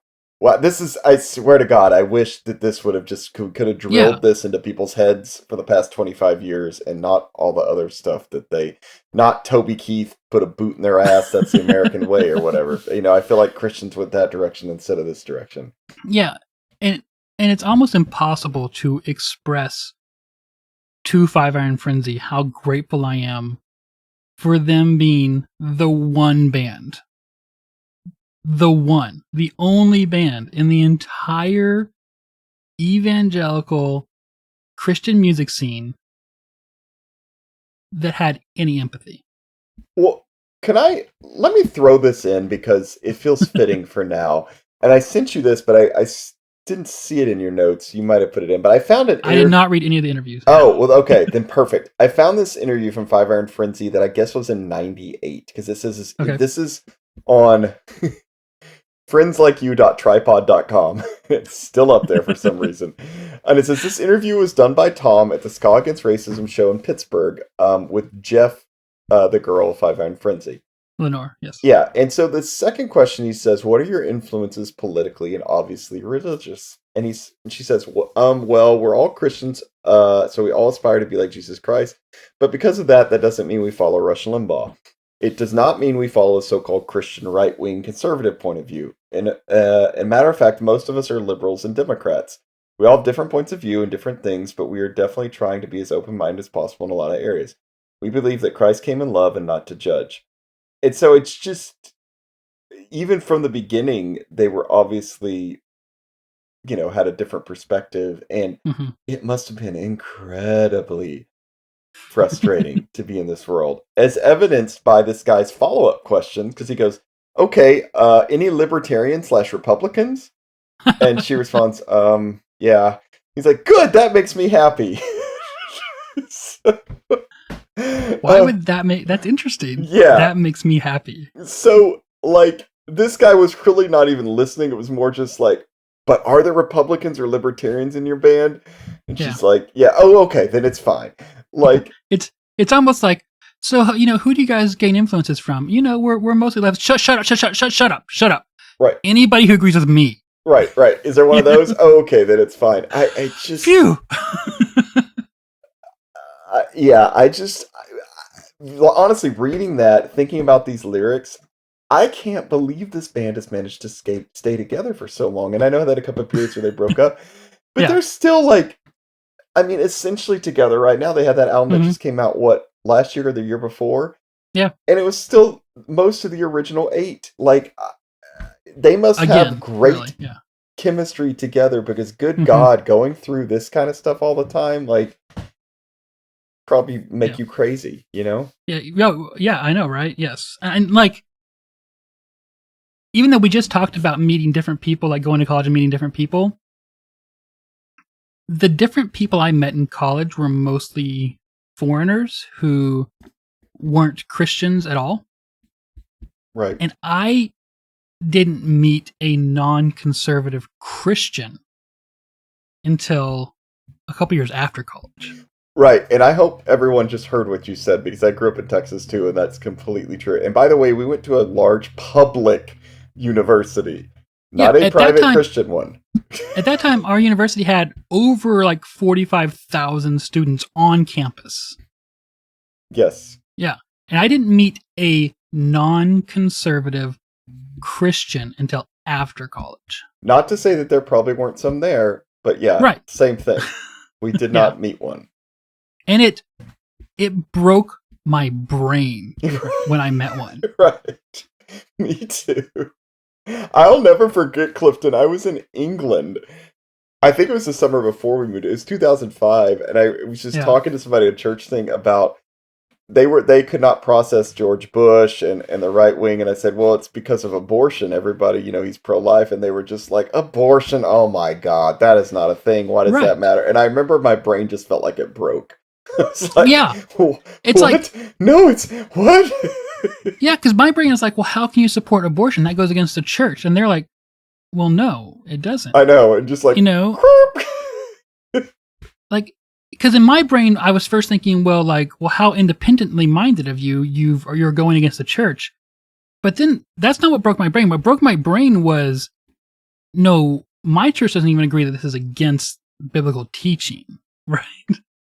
Which, let's be clear here, up until 1978, the Southern Baptist Church supported abortion.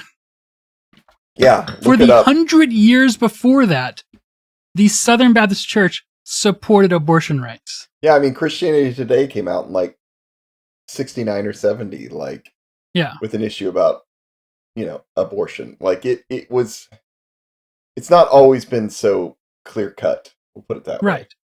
And not because no one thought about it. Right. There were very biblical, very well thought out arguments in the Southern Baptist Church about why abortion was not a thing to be worried about. Which is honestly, as far as I'm concerned, more biblical.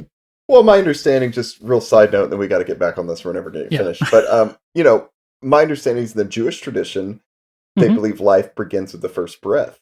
Because that's what the Old Testament Right, says. like going back to Genesis. It also just Yes. kind of makes sense in a lot of ways. So it's we'll just sum it up. It's not as clear cut as Right. some things want to make it. And again, I'm just like, I don't know why this didn't hit me harder when I was 16. Probably because I was just 16 and immature and missed out on a lot of shit that I Yeah. should have noticed. But it's been nice to go back through it and be like, oh wow, okay. Yeah. All right, let's move on then. All right, Faking Life, number 5. All right.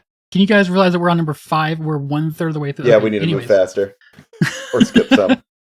So for some reason, I always think of this as like the most ska song on the album, which is weird because like the previous songs are very ska, but to me this is just like has like the most like the cleanest, most straightforward ska sound on the album. I don't know. And a lot of times I think of Five Iron Frenzy guitars, like their ska guitars. I always feel like they go like, okay, so I'm gonna do this like da da da da da da da. Right, those are all upbeats. But I feel like their guitar goes da da da da da da da, but bum bum bum bum bum, and like they do like one measure on upbeats and then they do another measure on downbeats, and then they go back to the upbeats. And anyways, I don't know. But this song is definitely mostly upbeats for the guitar. So after a measure or two of, intro upbeats and guitars and horns, we get a nice, and I love this, and I feel like this album doesn't do it enough. I want some more random yelling from the vocalist. But we get a nice hup, hup, hup on the intro to this song.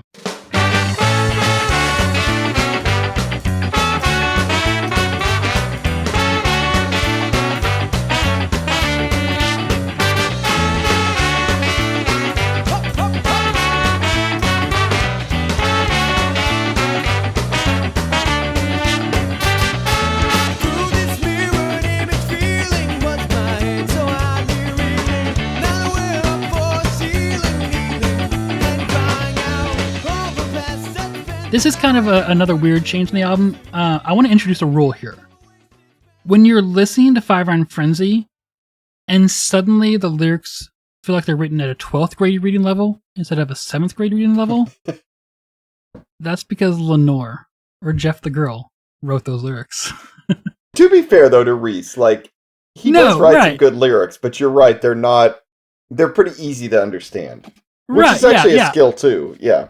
Yeah, no, Reese writes, they're not childish, they're great lyrics, right? But Lenore, writes smart lyrics. Like, they just sound smarter, right? Like, just listen to these.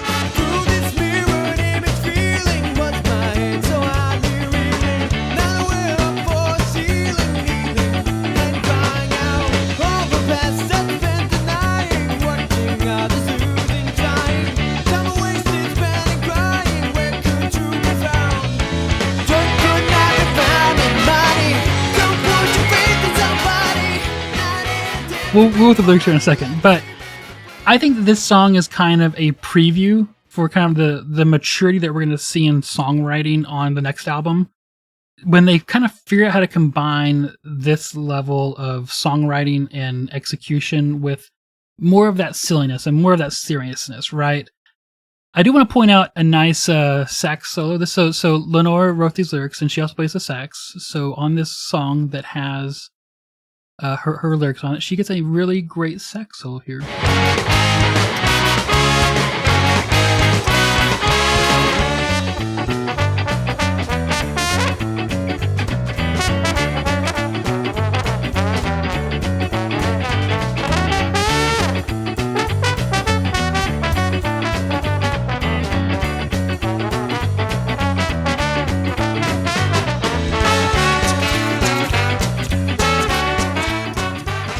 Now wait, that sounded like a trombone. Really? I thought it sounded like sax. I mean, who am I to say? I'm no expert on horns. Let's pretend it's a sax right now. Someone can correct us later. Okay. All right. That little shaker sound that came in towards the end, though, I'm gonna play that at the end. Listen to that. It's so pronounced and so forward that I always felt like it wasn't a shaker. It was like someone going just someone making the sounds with their mouth, like. And anyways, let me play it here.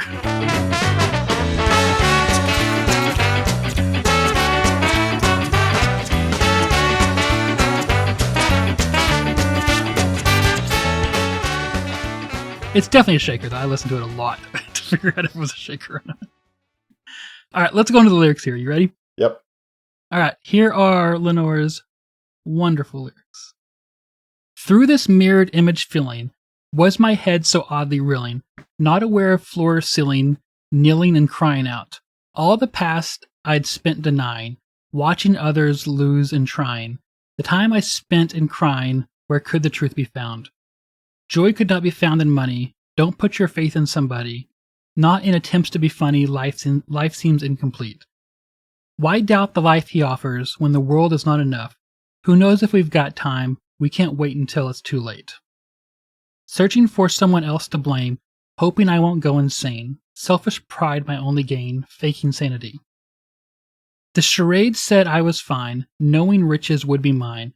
I chose the face, the cross, the sign. I gave my future up. It's a pretty simple song, but Yeah, definitely not Reese. Although, yeah, definitely not Reese. Okay, Clifton, listen to this again and tell me something doesn't fit, right? I'm gonna read this again. Through this mirrored image feeling, was my head so oddly reeling, not aware of floor or ceiling, and then she says kneeling and crying out. Why not crying out and kneeling? I like the switch there, honestly. All right. It's a really clever word switch where you put the rhyme at the beginning of the line instead of the end of the line. I think it works really well. Okay. All right. Fair. Yeah. It is a little more sophisticated, which is interesting because she was one of the youngest members. Yes. But you'll see this even on future albums where when she writes the lyrics, they are very differently constructed and obviously written at a higher like reading level than Reese's lyrics. I don't know, but it's a nice little song. I don't think we have a lot to say about it, but it's nice. Yeah. Number 6. This song is called "Shut Up," and it just has someone saying "Shut up" or something like that. I don't know. All right, how about number 7? We're moving now. Yeah, this is Arnold and Willis and Mr. Drummond. This is a song about the TV show Different Strokes. It is basically a love letter from Five Iron Frenzy to the TV show with the classic line, Arnold and Willis and Mr. Drummond, and don't forget Kimberly, they just canceled Dukes of Hazzard. Different Strokes is all I want to see.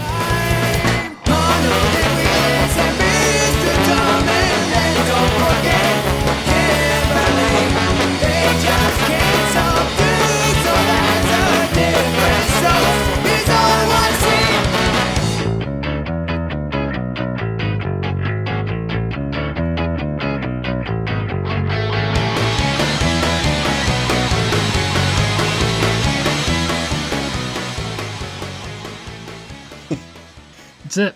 Honestly, it's a fun song. I know you didn't put much on it, but I actually really like this song just as far as catchiness. Like, the speed, the sound, like, it's actually kind of one of my favorites. It lyrically doesn't have the depth of any of the others, because it's just silly and about Different Strokes. Pop but, culture. Like, you know, if you've never heard this album, don't skip this song, is what I'll say. No. Like, don't skip any songs. Good one. Yeah. Yeah. Okay, let's go into number 8, though, because we're never going to get through this. If not, I Feel Lucky. All right, so this song starts with a kind of like this weird, like, funky, muted guitar arpeggio thing. I don't know. And then it really doesn't get any less silly from there. And the first verse ends with one of my favorite lines in the entire song, which is, "My Slurpee is so green."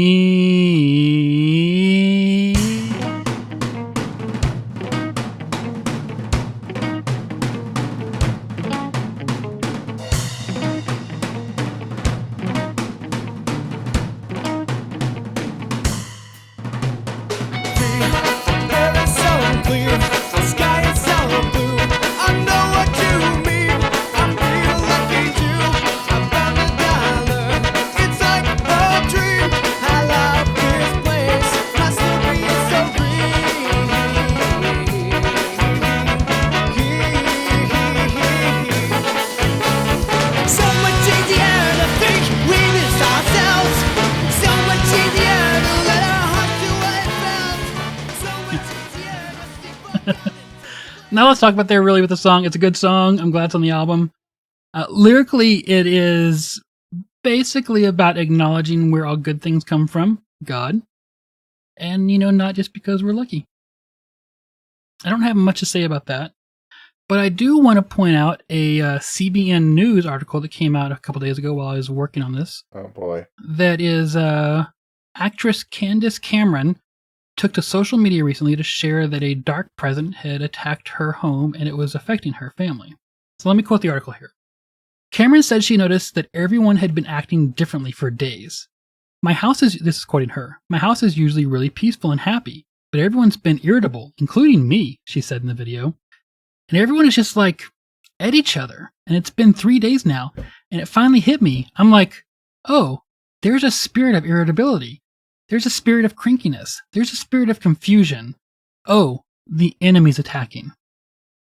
The 76-year-old pointed out that it's easy to, quote, want to just blame one another, end quote, for our issues when it's actually the devil who is on the prowl. I don't know. Sorry. I'm going to leave that there because we have to move on. Let's go to Milestone, which I'll say I feel like I completely missed this the first time around and actually really enjoyed this one quite a bit. Yeah, me too. So, for some reason, while I was listening to this album to prepare for this episode, almost every time I wondered to myself, what song is this? It was this song. It just blew me away every time I listened to it. For the music, the lyrics just kept hitting me.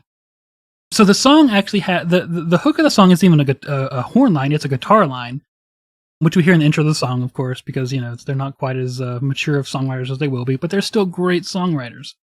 And because this is more of a punk song, we get this kind of I'm gonna play it here in a second, but we get this kind of crazy, which is a very typical of punk. We get this crazy whack, whack, whack on the snare drum. We'll play the beginning of the song, and we'll hear that towards the end of this.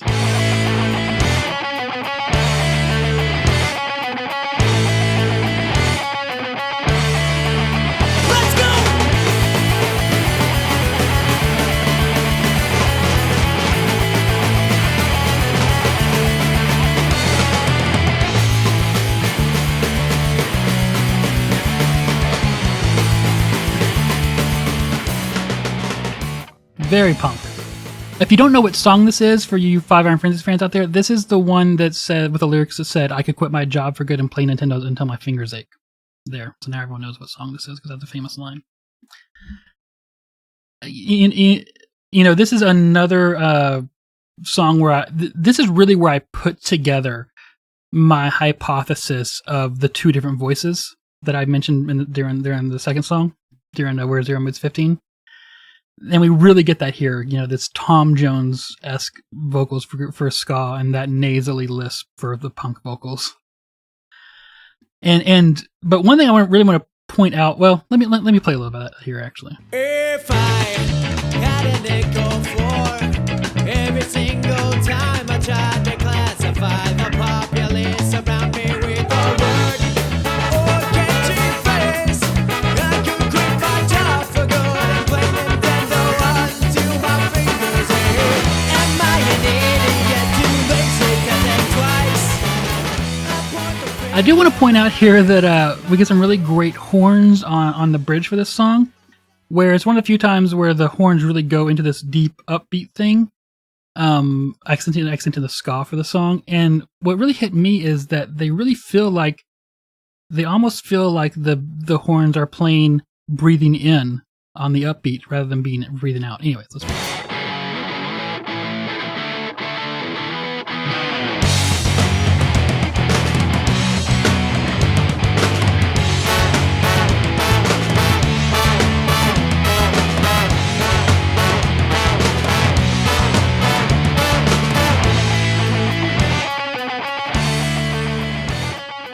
Which brings up a thought to me here that you can't see me, but good ska, when you're headbanging, you're really doing those upbeats, right? You're not just doing the downbeats, you're doing a good upbeat on headbanging. Yeah. So that's when you know you've got really good ska going on. Any thoughts on the music here before we move on to the lyrics, Jay? No, I like it, and I think it's kind of got a nice variety, and Hmm. it's pretty skillful. Oh yeah, And yeah, it's a good song. I agree. Yeah. So thematically, I think that this song shares a lot with the Old West, partially because when it gets right down to it, they're both about prejudice. So I'm going to read the lyrics here. Verse 1. If I had a nickel for every single time I've tried to classify the populace around me with a word or a catchy phrase, I could quit my job for good and play Nintendo until my fingers ached. Am I an idiot, too lazy to think twice? I point the finger, but I can't take my own advice.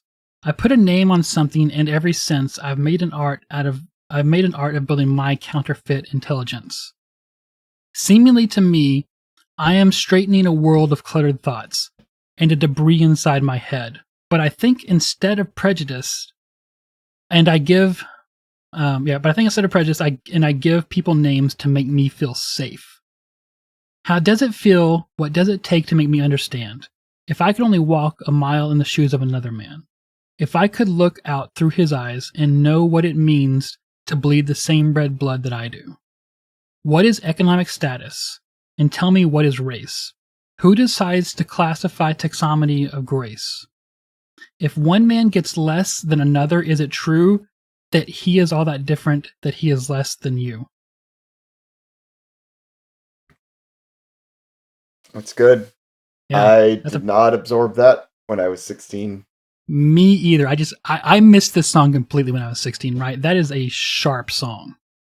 And I think, in the song Old West, right? These Christian cowboys, or whatever you want to call them, are, and I'm going to quote here, trying to save the souls of Native Americans, right?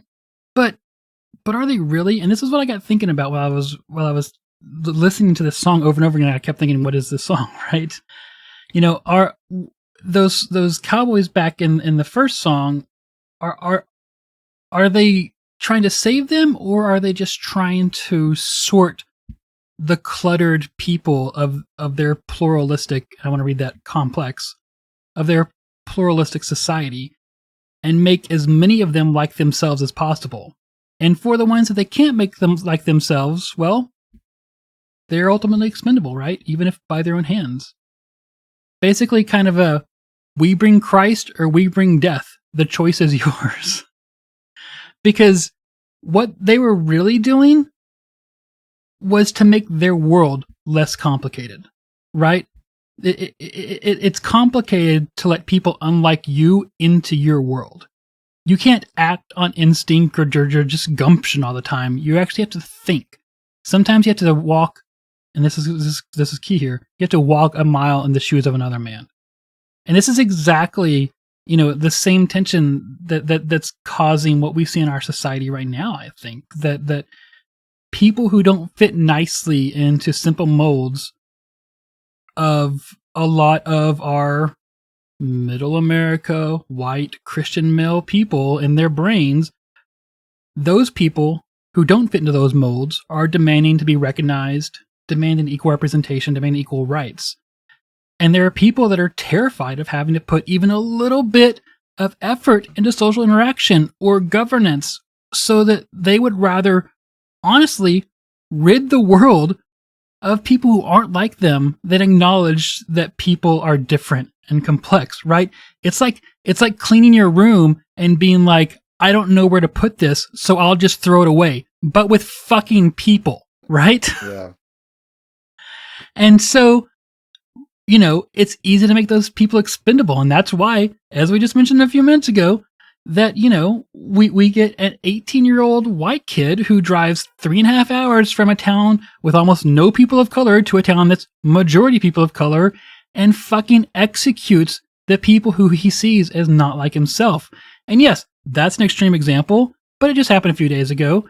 But we see this in politics with lawmakers and their constituents not just refusing to give equal rights to people under the law, to women, to people of color, to LGBTQ people. We see them, like the fucking governor of Texas and Florida, taking glee, enjoying themselves in making those people's lives harder. We see them bubbling with pride because they thought up another law that will deny the identity and humanity of people that they decided don't have a place in our society. Anyway, Clifton, we just lost a bunch more listeners. that's fine. But anyways, that's that. I think that's what this song is about, and I think it really fits in well with Old West, the Old West, that first song, because it's basically about recognizing that tendency in all of us, which is just to simplify our world by putting names on things. Yeah. And then to put out of our lives those things which we find too complicated. Right. It's about recognizing that tendency on a small scale. Because when we grow up and we become the adults that lead, the adults who are bosses, the adults that govern, we don't want to let that kind of prejudice, that tendency to ignore what we find too complicated, to get in the way of recognizing that we're all humans and we're all equal and we deserve grace. We deserve the grace of being treated as equals, but the sad thing here is that us who grew up with this album, we didn't realize that. Yep. We didn't find that tendency in ourselves. Yeah. All right. Anything else? No, you summed it up. All right. Well, let's move on here to another song that's not going to be far from this. Yeah, Beautiful America, number 10, right? This is another one that I feel like I didn't pay attention to enough. I remembered this one more. Yeah, because it's a very standout song in the sense that it's different, right? We have the vocals on this are by Dennis, not by Reese. Dennis is the trombone player. The first half of the song is pretty much it's pretty simple. The same thing goes on. And the chorus kind of just is kind of like a distorted version of the verse with a bit more energy.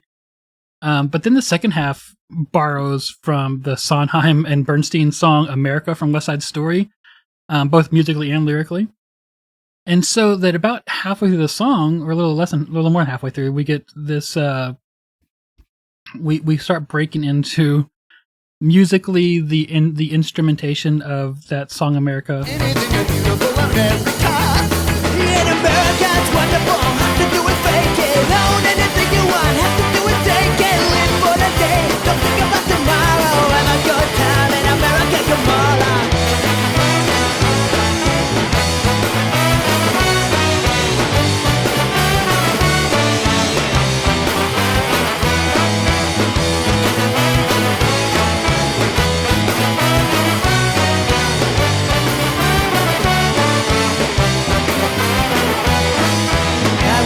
Be in America, okay for me in America. Everything's free in America.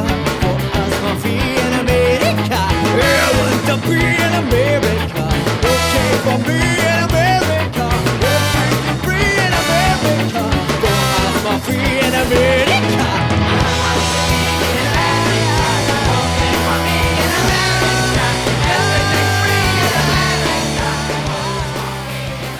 And really, when everyone joins in there, they actually do a really good job of capturing that original performance of West Side Story with this really weird pronunciation to the vocals. Lyrically, this is kind of what I was thinking about before when I said that, when I think of those sermons when I grew up that said, hey, there's something wrong with our nation, it was always like, and it's wrong with us too, and we need to start fixing it right here, right? But later on, it was more like, and those other people are sinful. Well, this is more of that, it's here, right? It's not pointing outwards and saying the problem's out there. It's saying that the problem starts right here. Now, let me read the vocals here real fast. They're pretty pointed. The man on the television said I need to drink this and sleep with that in order to be cool. And you know that I would do almost anything to be like that guy on TV. I know that if I had just the right outfit and hairstyle, that could be me. Don't you know you can't be cool if you dress dumb? I need to have that because everybody's got one. I think I'll start smoking. That would make me intellectual. That's what I've always wanted to be. I need to lift weights. That would make me more sexual, and that would be so good for me. Into the chorus here. In America, it's wonderful. All you have to do is fake it. Own anything you want. All you have to do is take it. Live for today. Don't think about tomorrow. Have a good time in America, Gomorrah. Back into the lyrics here, into the verses. What are you looking at? You better not make me mad. I'll drive by your house and shoot your dog and mom and dad. I don't need you or the Bible or anything to tell me what is the law. With a good enough lawyer, I can do anything in beautiful America. And then into the Sondheim lyrics here. I want to be in America. Okay for me in America. Everything's free in America for a small fee in America. Well, that last line is not from. I enjoyed it again, and I was surprised at like, oh wow, another song that's kind of along these lines, you know. It reminded me a lot of Anthem, right? Like just this, like they're not going to be this patriotic, like America first type thing. Yeah, I think this one's a little more pointed towards kind of that consumer culture, beauty culture type thing, you know, less so than like Anthem was more socially aimed, you know. Whereas this, I think, is more of that those consumer and beauty cultures. But you know, I don't like the third verse as much. The, you know, what are you looking at? You better not make me mad. I'll drive by your house and shoot your dog and mom and dad. I don't like that as much because I think that's a real like.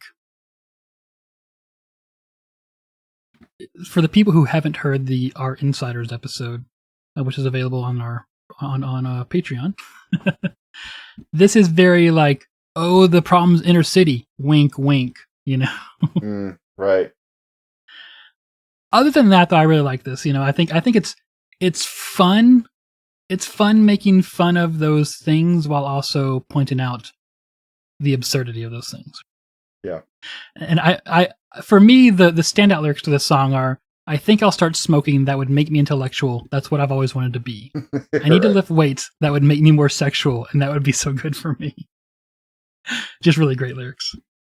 Yeah, it's a pretty pointed critique of the American beauty and consumer culture. Well, speaking of beauty, let's go to song number 11, Combat Chuck.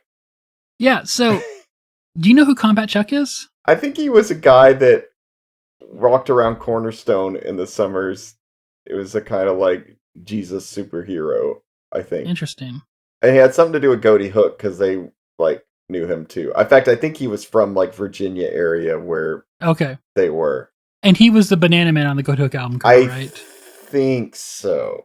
Okay, and he died young, right? No, he died a few years ago. It was in the 90s Christian music recovery group. That's why you remember the death. It was pretty recent. But yes. I mean, I'm going to say young, right? Because he's probably closer to our age. And yes, we're still young, Clifton. Yeah, exactly. He was not 80. Yeah. Anyways, I don't have much to say about the song. It's just, you know.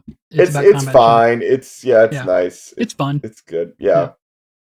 Let's go into 12 then. We got to keep moving. All right. Amalgamate. Do you know what amalgamate means, Jay? Combine or unite to form one organization or structure. All right, stop reading my notes, you jerk. So this is one of my favorite songs as a kid. And it did force me as a kid to look up the word amalgamate and learn what it means, and I appreciated that. The beginning of this song is some of these kind of great horns that are kind of really grooving. The guitar part's on point. And once again, I like these random vocals where Reese comes in before the verse starts and says, well, let's just listen to it here. Yeah.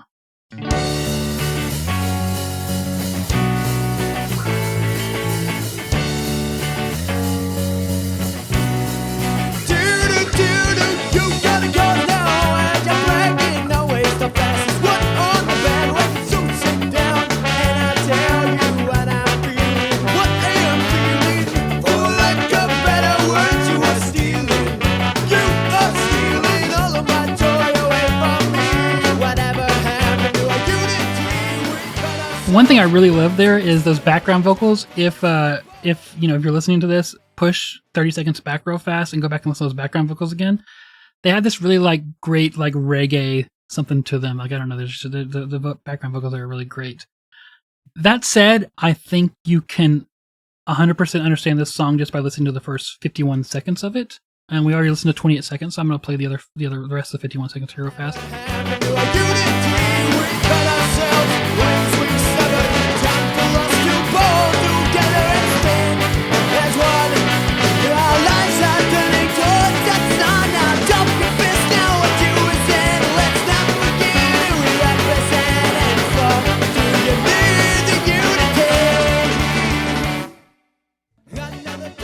remember back to the last song we talked about in Beautiful America, the horn part?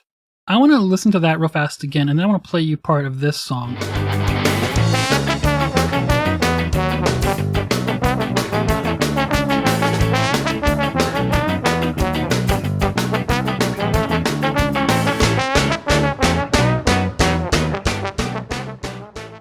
Now let's go to this.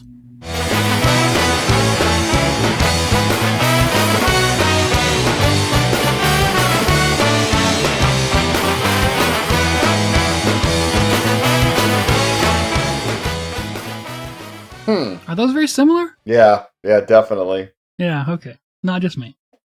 All right, it's fine, guys. It's still a great song. I love it. All right. Let's move on to the lyrics here. We already know what the word amalgamate means here, which is combine or unite to form one organization or structure. So keep that in mind as we're reading the lyrics here. You've got a cause now, I heard you bragging. Always the fastest one on the bandwagon. So sit down and I'll tell you what I'm feeling. What am I feeling? For lack of better words, you are stealing. You are stealing all of my joy away from me, whatever happened to our unity. We cut ourselves, wounds we've severed. It's time for us to pull together and stand as one. All eyes are turning towards the sun, S-O-N. Drop your fists now, what you resent. Let's not forget who we represent and fall to our knees in unity. Another day now, another doctrine, another monkey wrench in the system. Some folks kneeling, some just listening, some falling out of the pews from twisting. I don't care, kids, how you do it. United we stand, we can pull through it. All were dead once, all enslaved. Now pull together because we've all been saved. The only Jesus this world's going to see is the Jesus in you and me. So pick your cross up, stop your swinging. Stop and look at the stink you're bringing. To this body with your fight. You bust more knuckles than your wrongs you're righting. What's important is where we relate. It's the meaning of the word amalgamate. So, the first verse to me is a little kind of needlessly accusatory, I think. But overall, I think that this is a vision of Christianity that I can get on board with. Not the all were enslaved at one point thing, but the community aspect of it. This is, I think, a very nice vision of Christianity. Yeah, I'll go with that. I don't love the lyrics on this as much as some of the others, because of kind of some stuff you just mentioned. But yeah, I will say this is a much better view than "you're wrong, I'm right, deal with it" type thing. And this, I will say, this unity thing is a very common theme in ska. Yep. I don't know if Operation Ivy started that, but they definitely refined it and made it very popular. True. Squad 5 love to talk about this too. Yep, because they were big Operation Ivy fans. True. All right, let's move on. Next one is a cover song of Amy Grant, "Everywhere I Go." Yeah. And it's a great song.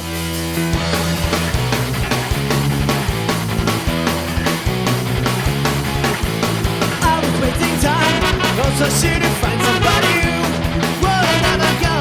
How could I know all I found was you? Now get free to one love behind it, my mind go. Everywhere I go, I see your face through the crowd. Everywhere I go, I hear your voice clear and loud. Everywhere I go, you are the light that I see. Everywhere I go, you found me. It is. It's so much fun. It's really fast. I think it's the fastest song on the album. It's fun. Listen to it. We're not going to talk about it anymore. There we go. Skipping ahead, "A Flowery Song," which is the one with the video. It's the real popular one. I'll be honest, it's not my favorite. Probably just because maybe it got overplayed. Yeah. So, I always thought of kind of where 0 meets 15 or even Third World Think Tank, the next song, were better songs. I never thought of this as the single from the album, but it is the only one that they made a video for. And on Spotify, it's like by a factor of 10, the most listened to song on the album. Like, there are songs that are listened to 150,000 times, and then there's this song, which is listened to 1.5 million times. Big difference. And honestly, I think there's some pretty corny lyrics here. Just it's a praise song. And even for a praise song, we get some pretty corny lyrics here that say, "I feel like singing psalms, meaning songs, singing praises all day long," which is pretty weird. But listen to the ways that Reese pulls this off. I think that this alone might be responsible for the success of this song.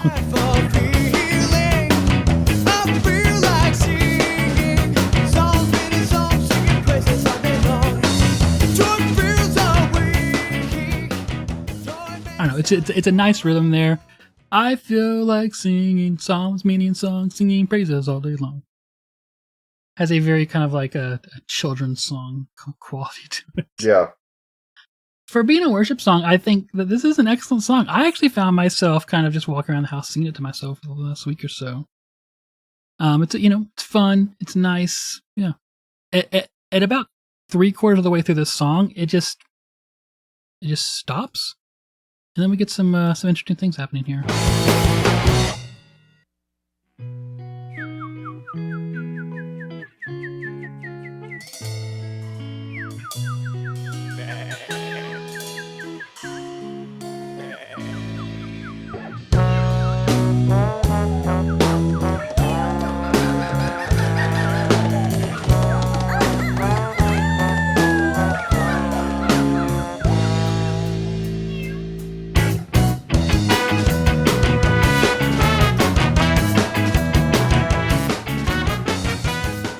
That was a trombone that time, right? Yeah. So the band makes a bunch of animal sounds and it goes back to the song. I don't know if there's a lot to talk about there here lyrically. It's a praise song. Yeah, I mean, it's pretty simple. I think that's maybe why it caught on. Maybe I so, would yeah. love to hear the original version on the 7-inch, especially for that part you just played, because I bet it's probably not in there. Or maybe some different version. Yeah. I do think it's not as maybe mature as some of the other songs on the album. Like, I could tell it was written earlier. Like, you compare that to, oh God, I don't know, any of the ones that we've really spent any time talking about. Like Milestone or so many of them. Like, I'd feel like there's more going on in those songs, both lyrically and musically. But I can see why this caught on with people. Yeah, me too. And it's kind of one of those things where, yeah, it's probably an early song, but it's kind of like just like it's hitting magic early and be like, oh, this can work. Yeah. Yeah. There's also a music video for this, as Jay mentioned. It's the only song on the album with a music video. It's very suburban. I'll say that. Less obnoxiously suburban than that Supertones video. I remember they drove around in the old car. It mostly cuts between a shot of the band tightly packed into like a coffee shop performance area, which is kind of funny because there's a bunch of people in the band, kind of dressed like a beat poetry band or something. I don't know. And shots of the band starting with Reese and slowly joined by more members of the band, and then joined by just random people in silly costumes like Santa Claus or Alice from Alice in Wonderland, running down the street. And they do that for a while, most of the song, and then at the end, the real band, from the street, breaks into the coffee shop and replaces the beat band and being all punk rock. And now the coffee shop is no longer bored. That's the video.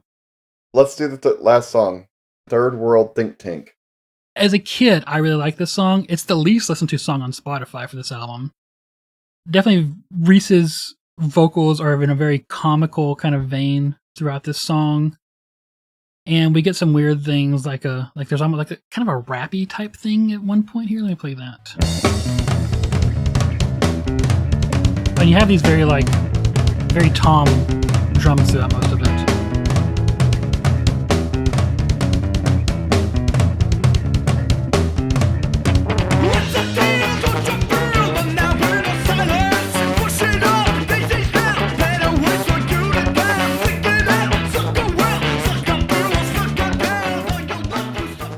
Anyways, I think I liked it as a kid because it was like weird and it was in your face, and those lyrics that we just heard there. Seeking after sucker wealth, suckers feel but suckers dealt. All your life you stuffed your face, now you're dead, I rest my case, got a story here to tell. Anyways.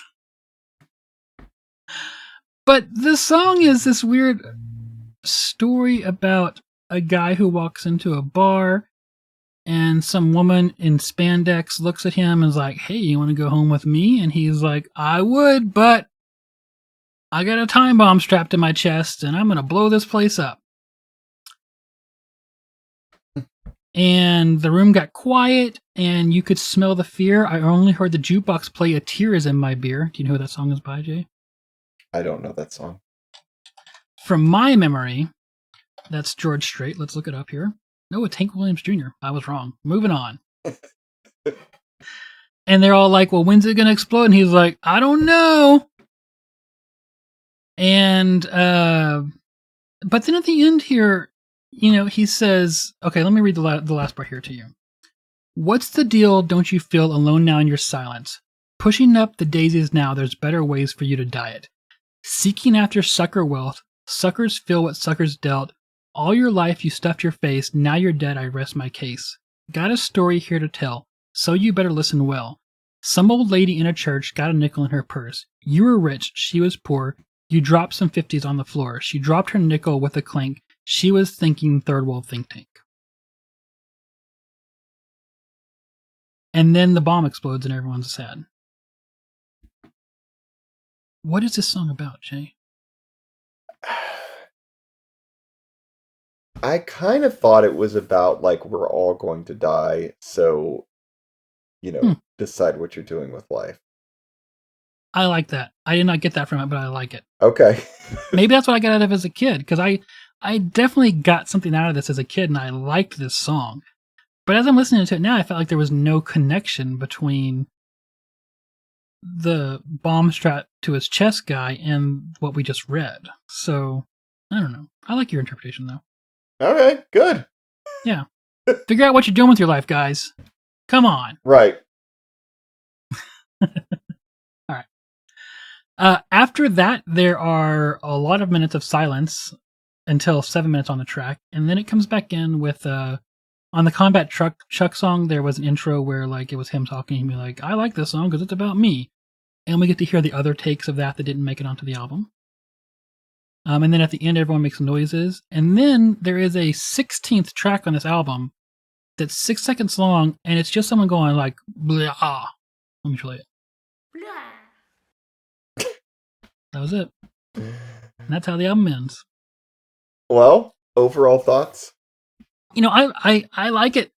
It's a lot of fun. Like I've said, I really appreciate Five Iron Frenzy's lyrics here, coming from a different place than pretty much anything else we were getting at the time. You know, I think the music is fun. I think they do it well. I think that they had a commitment to quality that we just don't see in the other ska bands, like in Supertones or in Insiders, honestly. And in the end, I think it's a great album, and I still think it's a great album today. I liked it a lot more than I thought I would. Lyrically, I was pretty surprised by some of the stuff that's in there, and again, I wish people had taken it to heart 25 years ago. Yeah. The only real criticism I have is just kind of with the production. It's not, there's much worse. It's not bad, but I messaged you this. I wish it had more like low end. Like you can hear the bass, but I wish there was more like low end kind of crunch on the guitar. Like, just more kind of, it's got a lot of treble going through it. I know it's ska, I know that's what it has, but I just wish it was a little crunchier and meatier with some of the guitar and just some of the sound. Yeah, and I think that's something that, you know, this is, I think we can probably say this is probably the first ska album that Masaki recorded. Yeah, true. Know? And so he was probably trying to figure out to an extent what he was doing. And ska is more about the high end than it is about the low end. So it probably got left out. And you're probably right, you know. I've always really enjoyed more high end than low end for me, so that didn't bother me a lot. But you're not wrong. I mean, it's not a make or break thing, but yeah, I agree. What'd you think about the album art? You know what's funny is I don't really love the cover. It's okay. I don't love the font. Okay. I felt like, you know, inside in the artwork, they've got that kind of cowboy that they've drawn and also logos of the band. And I like that a lot more. And I kind of wish that had been more on the cover rather than just the weird little, like, colorful ovals and stuff. I don't know, it's just me. Yeah, it's simple. I think it's effective. I think it really it screams what it says it is. But yeah, there's not a lot to it, right? There's not a lot of design to it. It's just And kind of it's there. almost like so I think actually the problem with it is because you see the cover and you think, oh, happy, fun, goofy 5 Iron Frenzy, but the lyrics on this, they're a little bit that, but they're not really Mhm. that. Right. And so I wish the cover maybe that's Huh. kind of the issue, is I went back into this thinking it was going to be happy-go-lucky funny, and it's about maybe 20% that, but it's a lot that's Yeah. not. Interesting. Okay, I get that. Yeah. Yeah, when we talked about Insiders, we talked about their second album. I expected it to be kind of dark and brooding, and really, I think 5 Iron Frenzy does that a lot better than, not that they're brooding, but their lyrics, tackle the heavy things better than, right. Yeah. But they still comes across in this. It's still presented as this kind of light and fluffy, fun kind of thing, right?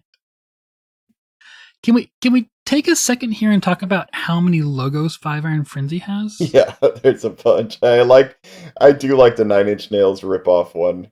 Yeah, the FIF, yeah, which is a good logo, honestly. They also have, we don't see it on, this is the only logo that I'm going to mention that we don't see on this album, which is their 4 hash marks with a slash through them, for 5.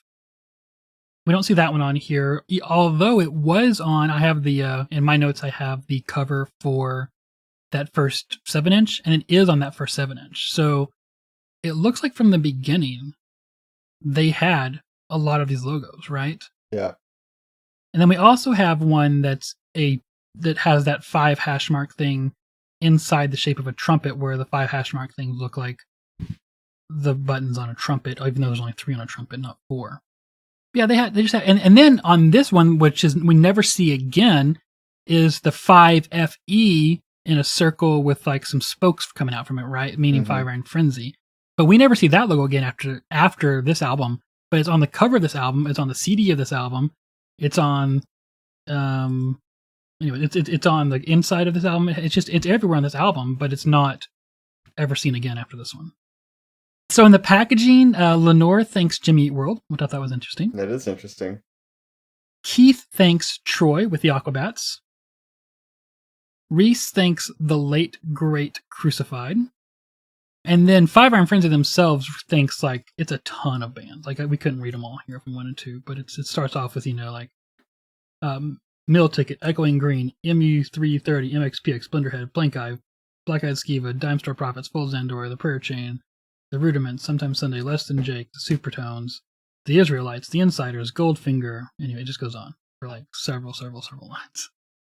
But then my favorite part of things on the packaging is it says 5 Iron Frenzy rides Reason Snowboards exclusively. And then gives the contact information for Reason Snowboards. Well, yeah. There you go. What do you think of the album title, Upbeats and Beatdowns? I like the title. Yeah. Really? I think it's kind of funny, and it is funny. I don't know. I don't know that I understand the beatdowns thing exactly, but in the thanks, they actually, that beatdown thing actually comes up quite a bit in the thanks, where I think 2 or 3 of them say, "If I forgot anyone, sorry, you can beat me down later." So obviously that was something that they were saying to each other or something like that at the time. All right. Anything else you want to talk about before the closing? No, we covered it. Yeah, we did, right? Took a long time. So instead of doing a full out, where are they now type thing, I wanted to just focus in on 2 people, Scott Kerr, the guitarist, and really one of the main songwriters at this time, and then Andrew, who was the drummer. Both left the band because they lost their faith. And I want to talk about that here. So I'm going to read straight from Wikipedia here. The first paragraph is going to be about Scott, and the second paragraph will be about Andrew. So in 1998, Scott chose to leave 5 Iron after renouncing his Christian faith. According to Kerr, Scott, he had begun experiencing doubts in high school, which eventually came to a head during his time touring with 5 Iron. In an attempt to reconcile with his faith, Scott fervently studied Christian apologetics, which he ultimately found, quote, not persuasive and, at worst, intellectually disingenuous, end quote, as well as works by David Hume and Bertrand Russell before deciding to leave Christianity. Though Scott recalls the band accepting his revelation and discussion to leave, Roper remorsefully recalled souring their relationship between them by him, quote, pushing Jesus on Scott when he needed me to just be his friend, end quote, which later served as the lyrical basis for Five Iron's song To Start a Fire. And this one's about Andrew. Andrew experienced a loss of faith during the early 2000s following the death of his father and the events of September 11th attacks. Andrew largely recalls the comments of conservative commentators Pat Robertson and Jerry Falwell blaming the cause of the attacks on homosexuals for driving a wedge between himself and Christianity, leading him to seriously question his beliefs and a role within a Christian band. Like Scott, Andrew attempted to study apologetics, quote, because I didn't want to not believe, end quote. Though, he said, quote, the more I read these books and tried to convince myself, the less convinced I was, end quote. Upon renouncing his faith, Andrew requested to carry out one more tour with the band before quitting, which upon which they decided to disband afterwards as Five Iron did not want to replace him. Andrew still identifies as an atheist, though he continues to fulfill his role as Five Iron's only official drummer.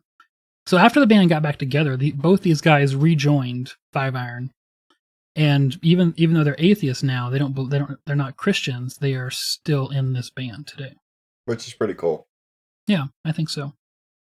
Anyways, one reason I wanted to talk about it is just I feel and I identify with this, especially with both of them really jumping into apologetics and not only finding it not persuasive, but quite the opposite. They found the books like the opposite of persuasive. It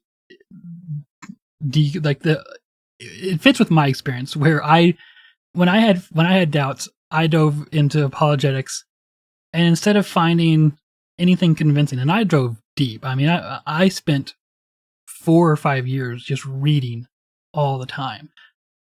And instead of finding any of this convincing, I found it less and less convincing just because the arguments were disingenuous. They were not intellectually honest. You know, they relied on bad reasoning. And so even though I tried, I desperately tried to hang on to my faith, I ended up walking away from it because I just couldn't find, that honest way to stay in it. Yeah. Yeah. All right. Do you have an award for this album, Clifton?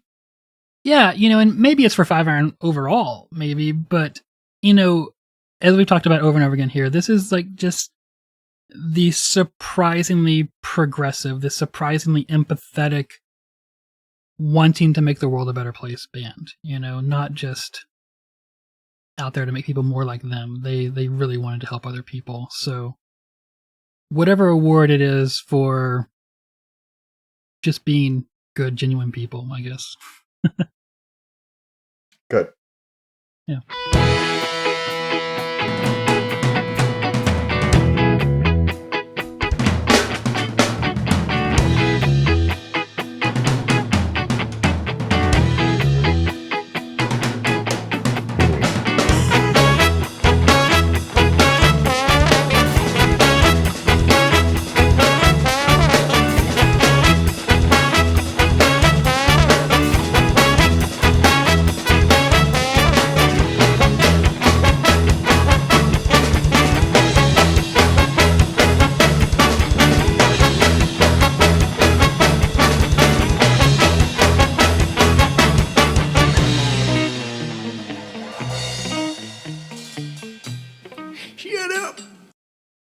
Clifton, what are we doing next time?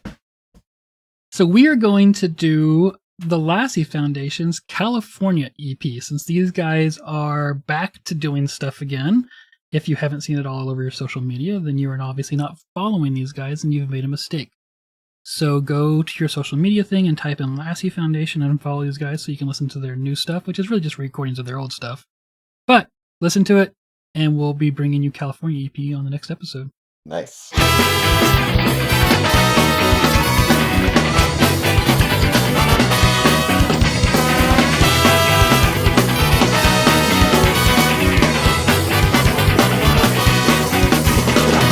Thank you for joining us for another episode of Your Music Saved Us. If you enjoyed your time with us, please leave us a review or share this episode. Visit patreon.com/YMSU to contribute and get extended episodes. Visit our website, yourmusicsavedus.com, to find out all the ways to listen. We're on Twitter, Instagram, YouTube, and Facebook. Join our Facebook group or follow us to keep up with the latest or interact with us. Send complaints and disagreements to yourmusicsavedus@gmail.com. We do check that sometimes. And we need to reply better, but we're working on that. Feel free to email again. And I will tell you finally, the music in this episode is the work of, what did we just do? Five Iron Frenzy. It's used with apologies, not permission. And they're all over the place, guys. They still put out a new album in the past couple of years. Please go buy their stuff. Grab that album, get a t-shirt. They have great t-shirts. Just, support Five Iron. Thank you. Bye, everybody. Bye.